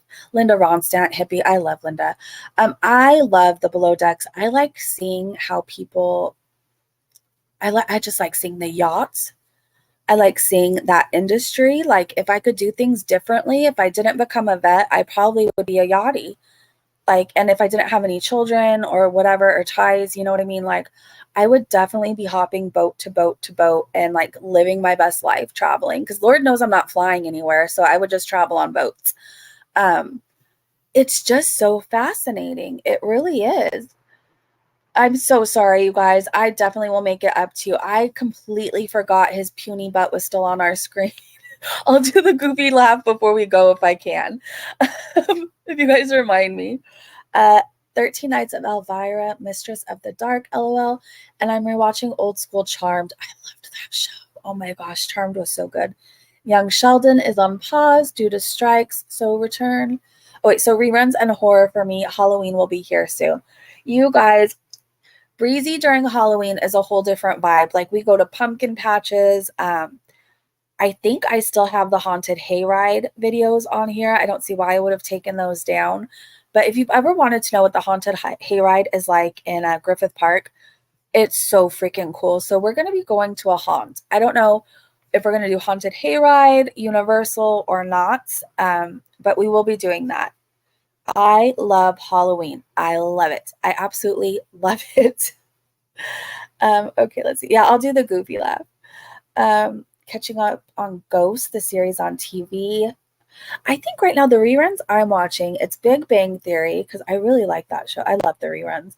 And I love 2.5 Men. Those are like my constant reruns. Like when I just want to watch something that I know I've already seen, it's safe, it'll make me laugh. Those are my go-tos. Ghost Whisperer was a good show. It really was. I didn't have Halloween as a child. You know, Oz, I had it, but not really at the same time. Like I told you, my parents were super like religious, born again Christians, very strict. So like we did Halloween like at the churches, you know, like the harvest festivals and stuff like that. And there's nothing wrong with it. But and we did go trick-or-treating, but I feel like I didn't fully get to experience like Halloween until I was an adult and like doing it my way, if that makes sense. Like I love my childhood memories and the ones I have going to like the churches and the festivals and trick-or-treating. Like it was fun, but I felt like we played it very safe. Like I don't know how else to describe it. I don't know if anybody can understand unless you were raised by born again Christian parents or like in a born again Christian family. It's not like you had horrible memories. It was just like so strict. Like that's all I like, so strict. But Oz, I am happy to share how Breezy does Halloween with you this year. We will definitely be experience Halloween in its fullest. I cannot wait. Oh, Nightmare Before Christmas. It's a good movie. It really is. Lassie, everybody loves that show, Vicky. How can you not love Lassie? Oh my gosh. I was an avid ghost hunter show, and I actually used to go ghost hunting. I had all the equipment too. Really, Ray? I want to go ghost hunting with you. Can we ghost hunt? We did harvest festivals too. You did too, JB? Yeah, it's like, it's fun, but it's like, I don't know how else to describe. It's fun. Like, it's fun. It's just different, I guess. Halloween is my time of year. I come alive. Like, I love sweater weather, flannels, ripped jeans. Well, I always wear ripped jeans. Like, I never stay out of ripped jeans, but you know what I mean. November 1st, best time is Halloween. Chocolates and sweets are dead cheap. True. True. You can always find the best deals November 1st. I wasn't even allowed. Me either, JB. Smurfs, Married with Children, Simpsons, not having it. Like, and I feel like there was worse things on the other shows I watched, but because there was a sorcerer. Oh, no, we can't watch that. Spooky season is the best. I do love summer, but I get sick of it fast. Like, I'm always happy when it's here. And then, like, after a month, not even a month, after a few weeks, I realized how expensive it is and how the heat waves are way too hot. And then you don't even really get to enjoy summer as a parent because you're planning for back to school. So, like, I like summer when it first starts, and then, like, I get over it kind of fast. I don't know if that, like, explains things well. I can remember that it was actually my cold with trick-or-treating. My mother would make me take my coat off to go to people's doors, really. Ray said when I had my son, I stopped because I didn't want anything to attach to me. And I got cleansed by a high priestess to make sure I was good during my pregnancy. That's smart and that's good. And you did what you felt was best. Good for you, Ray. Yeah, Oz, where are you? Oh, you live in the UK now. Okay. I'm definitely a fall girl. I love the smells food. See, yeah, and I like pumpkin pie year round, and it's hard to find. Like, I'm a pumpkin person all the time, but in the fall, you get pumpkin everything. So, like, that's another reason why I come alive. Like, pumpkin just tastes so good to me. Pumpkin cookies, pumpkin pie, pumpkin bread, pumpkin coffee. Like, give me pumpkin everything. And not only does it taste amazing, it smells amazing too. It smells amazing. It's a win-win. You're a fall girl too. Yeah, we're going to do fun things this fall, you guys. We really are. I cannot wait. We'll figure out which haunt, because I go to a haunt anyways. I may as well film it. Universal Studios is insane to me, though. Like, I don't know how else to describe it, but like, I love being scared. Like, I love mazes, scary movies, all of that stuff. Like, I love being scared in that aspect. Like, I don't like being shocked and surprised scared. I only like it during that time. If I'm watching a movie or in a maze, I guess you could say, or at a haunt. But like, the Universal Studios haunt is like nothing you've ever experienced because, like, they're professionals. They make movie sets. It's what they do. So like, at Universal, you don't get a break from somebody running at you, scaring you. It's like there's no break. Where at other haunts, like, you have like 5 minutes or a couple minutes of nobody like scaring the living daylights out of you. You don't get a break at Universal Studios. You do not get a break. Ooh, pumpkin soup, like pumpkin everything. Oh, sweet potato pie is good too. I wouldn't say no to that. I can't wait for the pumpkin spice latte at Starbucks for this year. Oh, same. Anna said, yes, I love the Universal Studios Horror Nights. It's so fun. They had these certain mazes I went to a few years ago where they had the Purge mage. I can't talk. Purge maze.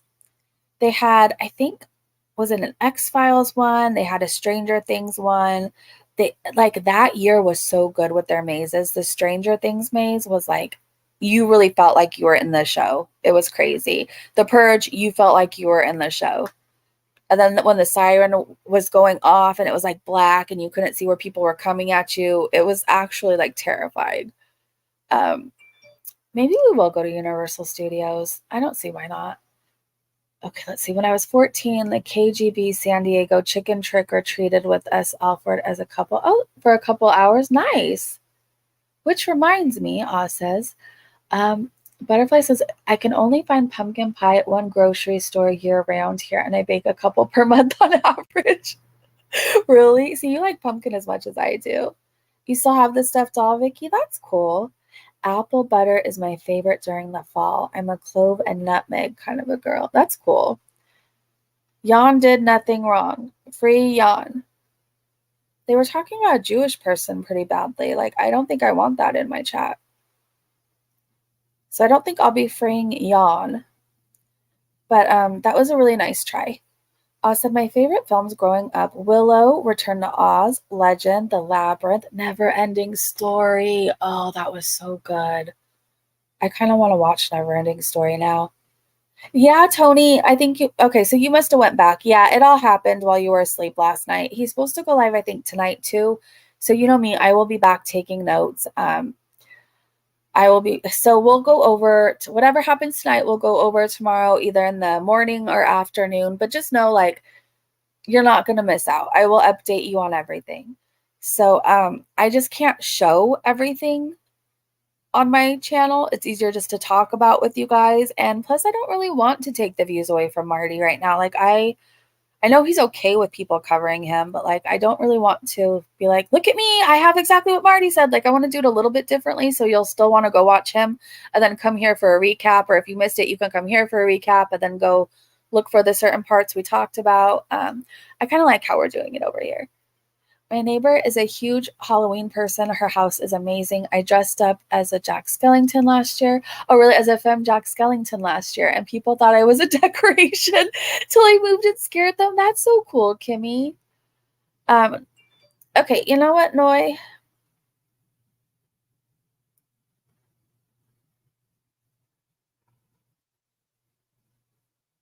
So I'm supposed to be upset that you don't like watching me anymore because I told somebody I didn't want their comments on my channel? I'm sorry. We don't allow anti-Semitic remarks here. We don't allow racism, transphobia, homophobia, any of that. So it's just not what we do over here. Okay? So Kimmy sounds cool. Kimmy sounds very cool. Cindy said, I think you're doing it perfectly, Breezy. If anything, I think your coverage is driving more traffic to Marty. Awesome. Good. Good. Okay, then what were you talking about? Can you clear that up, Noi? And you don't have to yell at me in all caps. Like, I could read what you're saying just fine. But I have to go soon. So like, can we make it fast here? Okay, Kimmy. I follow you on Twitter, right? If I don't, DM me so I can follow you back. Oh, okay. No, you recall. Okay, I misread. If that's truly what happened, I'm really sorry. Can you just chat in here under this name, Noi? Okay, misunderstandings happen, but like yelling at me isn't really gonna like motivate me to. I don't know. I had a crush on him in that movie. Boy, I had my crushes growing up. So did I. So did I. Someone asked, okay, no, then I'm sorry. If I overreacted or if I blocked you for no reason, then I apologize. And that happens. But just to let you know, usually when misunderstandings happen, like they could be cleared up a lot faster than if you come yelling at me. Because like I don't do well with people who seem like they're yelling at me. Like I will block you and pretend like it didn't exist or happen. That's just the reality of it. So someone asked me to describe Marty. So okay, I am very sorry, Noi, if that's truly how you meant it. Okay, well, you don't need to be upset because like things can happen. Like we can clear things up. Like one thing with me, like when I'm wrong, I always apologize. If I overreact, I will always like dial it back and correct myself. So like it's okay. It's okay. We're good. We're good. We're good. You can see why, with everything going on, when I think you are coming in talking smack about Marty, why I would be quick to block, right? Like, I hope you can understand my point of view too. And like, I'm very protective of our group over here. So I apologize too. You were going to cry. Now I feel like you're just pulling me along. So I'm going to move on and talk to everybody else. I don't think he was yelling. Okay. With the power, voodoo, hoodoo, you do remind me of the babe. The babe with the power. The cosplay is a little poopy. It's kind of Victoria area style. Hey, Miss Powers, good to see you. Hello, hello, hello. No, we're good. Let's just like move past this. I don't even remember what your other screen name was now. Was it Yawn? I will write myself a note to go back and unblock you, okay? But like we don't have an issue, we don't have a problem. It's okay to tell me if I overreacted and I'm wrong because like I will be quick to fix it. But like I don't really want to stay on this for too much longer. Like I'm sorry, you're sorry. Can we forgive each other? Life is too short. I think we all understand like the rules now. Can we move on, please? Let's talk about the cute boys on the cover of Tiger Beats magazine. Oh my gosh, Jonathan Taylor Thomas. Does anybody remember him on the cover of like Tiger Beat and Teen Beat for like every single magazine for like a year? I think he was on every single issue. Who was it during my time? It was Jonathan Taylor Thomas.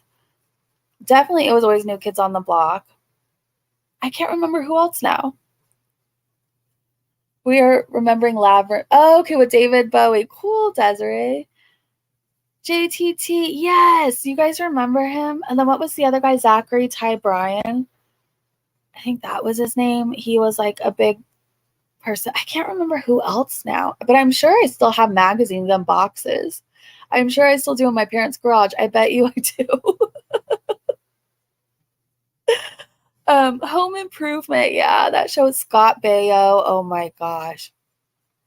Charles in Charge. That was one of my favorite shows too. Charles in Charge. I think somehow I snuck and got to watch Baywatch, but that wasn't in my own home. I'll tell you that much. Or the home I grew up in anyways. All the kids had JTT posters on their walls. I think so. Sean Cassidy. Who else? Leonardo DiCaprio. Yep. I can't remember who else now. But there was a lot of people. We should just do this at the end of every live stream. Let's reminisce of like memories like this. I love it. I think random comments. I think we all did. Everybody had a JTT poster. Everybody did. Hold on. Now I'm worried about Noi. Are you okay, Noi? See, this is how I am. I'm now going back to ask if Noi was okay. I'm really sorry again. I hope you and I could be the best of friends on here. Or just friends anyways. Leonardo and JTT were my first ever crushes. Ha ha ha. I'm trying to think of who I remember specifically. I know it was John Lennon. I don't know. I think I was just boy crazy when I think I had a crush on everybody. I think I thought not everybody, but I don't know. I was definitely one of those people who was like, oh, he's so dreamy. He's so cute. I was definitely that. I literally have a picture. I'll have to find it. I found it like a week ago and I'll have to see where I put it again. But it was this photo of me at 16 years old kissing my Travis Barker poster on my wall, literally. Like a smooch, like not making out kissing. Like I'm sure that probably happened as a kid. Like I was weird. But it was just a picture. I'm like, oh my gosh, I was a weirdo. But I definitely had posters on my wall. I was one of those people. Oh, Devin Sawa. Everybody had a crush on him. Everybody. I think we all had our teen crushes. Definitely. I don't know. I remember being younger and I thought hanging with Mr. Cooper was cute. I remember him. I remember thinking he was cute. Who else? Stefan, remember when Steve Urkel like would change into another person? I can't remember exactly the storyline, but he turned into like Stefan or something. I remember having a crush on him. Yes, I did. Travis Barker is still hot. He really is. That man does not age, and he still looks amazing. LL Cool J, yes. Oh my gosh. David Tennant was when I first realized I found guys attractive. Beforehand, I didn't have crushes on anyone, men or women. I just remember my whole life always thinking men and women both were beautiful. Like it wasn't necessarily, I always thought men were more like, it was my whole life. I've just always remember like I would see someone be like, oh yeah, he's hot, but she's beautiful too. So it's hard to say. I mean, I thought the Spice Girls were beautiful and amazing. And I even think I had crushes on them. So I don't know. I've never been that person who, how do I describe this? I don't know if I want to right now because I've never really talked about it, but I think I've said enough about that. Like I've always just thought men and women were both equally attractive and beautiful, if that makes sense. Johnny Depp, definitely. Travis always had that sexy, quiet vibe I found so hot. I know. Something about Travis Barker. He's quiet, he's polite, he's nice, he's sexy. It is what it is. My girl crush used to be Jessica Simpson. Oh, she was hot. Remember her? I remember Mandy Moore. What was her song about candy? I can't remember now. Mandy Moore was absolutely beautiful. I think she still is. Uncle Jesse from Full House and his hair. And he could sing too. Oh my gosh, Uncle Jesse. Uncle Jesse. And he still looks good. There's some people that truly just don't age. I don't know. I remember even watching All My Children. That was a big thing in my house. My mom loved to watch All My Children. I remember always thinking Erica Kane was absolutely beautiful. Does anybody else remember Erica Kane? I thought she was so cute and tiny and small, but like powerful. And I always thought she was beautiful. Farrah Fawcett, yes. Oh, Davy Jones, yes, definitely. Women are beautiful regardless of your sexuality. LOL, true beautiful. True beautiful, but I meant butterfly, but you are beautiful. I don't think I had girl crushes when I was young, but I definitely do now as an adult. LOL. Yeah. I remember I always loved Britney Spears. Like, I've always thought she was really beautiful. I don't know if I have like any specific girl crushes right now. I'm trying to think. I guess it would come to my head if I knew. But I'm thinking hard anyways. I feel like there was someone on a reality show that Aisha. I think she's so cute. If I were to have a crush on anyone right now, Aisha from Below Deck Down Under. Yeah. Have you ever watched a series called No, Oz, I haven't. La Femme Nikita? No, I haven't. Nellie said, I was celebrating Joey's birthday instead of New Year's. I have a picture with posters and a cake. Oh my gosh, I want to see that picture, Nellie. Susan Gucci. That was the only soap I watched with Adam Victor. Yes. Dimitri. Do you guys remember Dimitri? And like All My Children, you can literally stop watching for a year and come back to it. Same storyline. You can not watch it for 2 years. Same storylines, same people. I loved All My Children. I miss it. I really do. I always thought something was wrong with me. I could always say someone was beautiful or handsome, but nothing more, no attraction. I know why now. Asexual, but I can appreciate someone's good looks. That's awesome, Kimmy. Thank you for sharing that with us. I don't really know how I feel. I've never like identified as anything. I think some people just like assume this is a whole conversation. I didn't even know what was going to happen. I think I'm one of those people who just see a person for who they are. I don't see a girl, a guy. I just see a soul and a heart. And I've always been in relationships with men, but I don't know how else to describe it. That's all I'm going to share for right now. I feel like this conversation took a whole other turn and I didn't know I'd be talking about this stuff.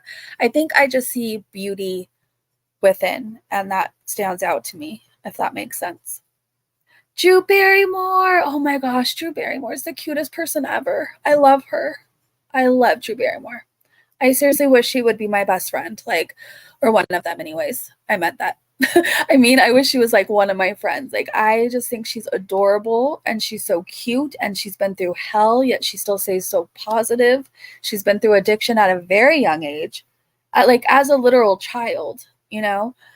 She was going into clubs as a child, doing drugs as a child, not a teenager, not a young 20-year-old, a child. Like, she's overcome so much. Let's see. I do too, Kimmy. That's exactly why I overshare. I have ADHD and I'm unmedicated. I choose not to take medicine for it. That's a whole other topic you guys already know, but I think that's why I overshare, but I don't really regret it. I don't really regret it. I think I'm happy in some ways that I overshare, or else I'd have nobody else to tell these things to, I guess. Encino Man and George of the Jungle. Oh my gosh, I remember Encino Man. Now I want to watch that movie too. It's crazy when you think about celebs like that and how much they've overcome, right? There's some celebrities that have overcome so much, and I don't think they get the credit they deserve sometimes, but like, I watched interviews when Drew Barrymore was a child and just the stuff she experienced, like, at such a young age. She's lived so many lifetimes in one, you know? Same, Ray. Yeah, I don't think there's anything wrong with it. I just, I don't know, maybe it was time I said that out loud. Like, I literally just see a heart or a soul or a person's kindness. I'm not out looking, are they a man or are they a woman specifically? Like, it's just, I look at souls and hearts and minds, if that makes sense. I found Natalie and Bruglia. Oh my gosh, she was cute. She was so cute. All right, you guys, I think we have to end this for now. I'm really sorry. I wish I could chat longer. I really wish I could, because we could literally do this for 3 more hours, and maybe we will sometime. Maybe we will. If Foodie Beauty goes away, loses our channel, whatever else, like maybe this will be just our thing, talking about what really matters, you know? I know you two, I can't even talk right now. I know, Ray, you do call them that. Almost all people are beautiful. Almost. Unless you're Foodie Booty.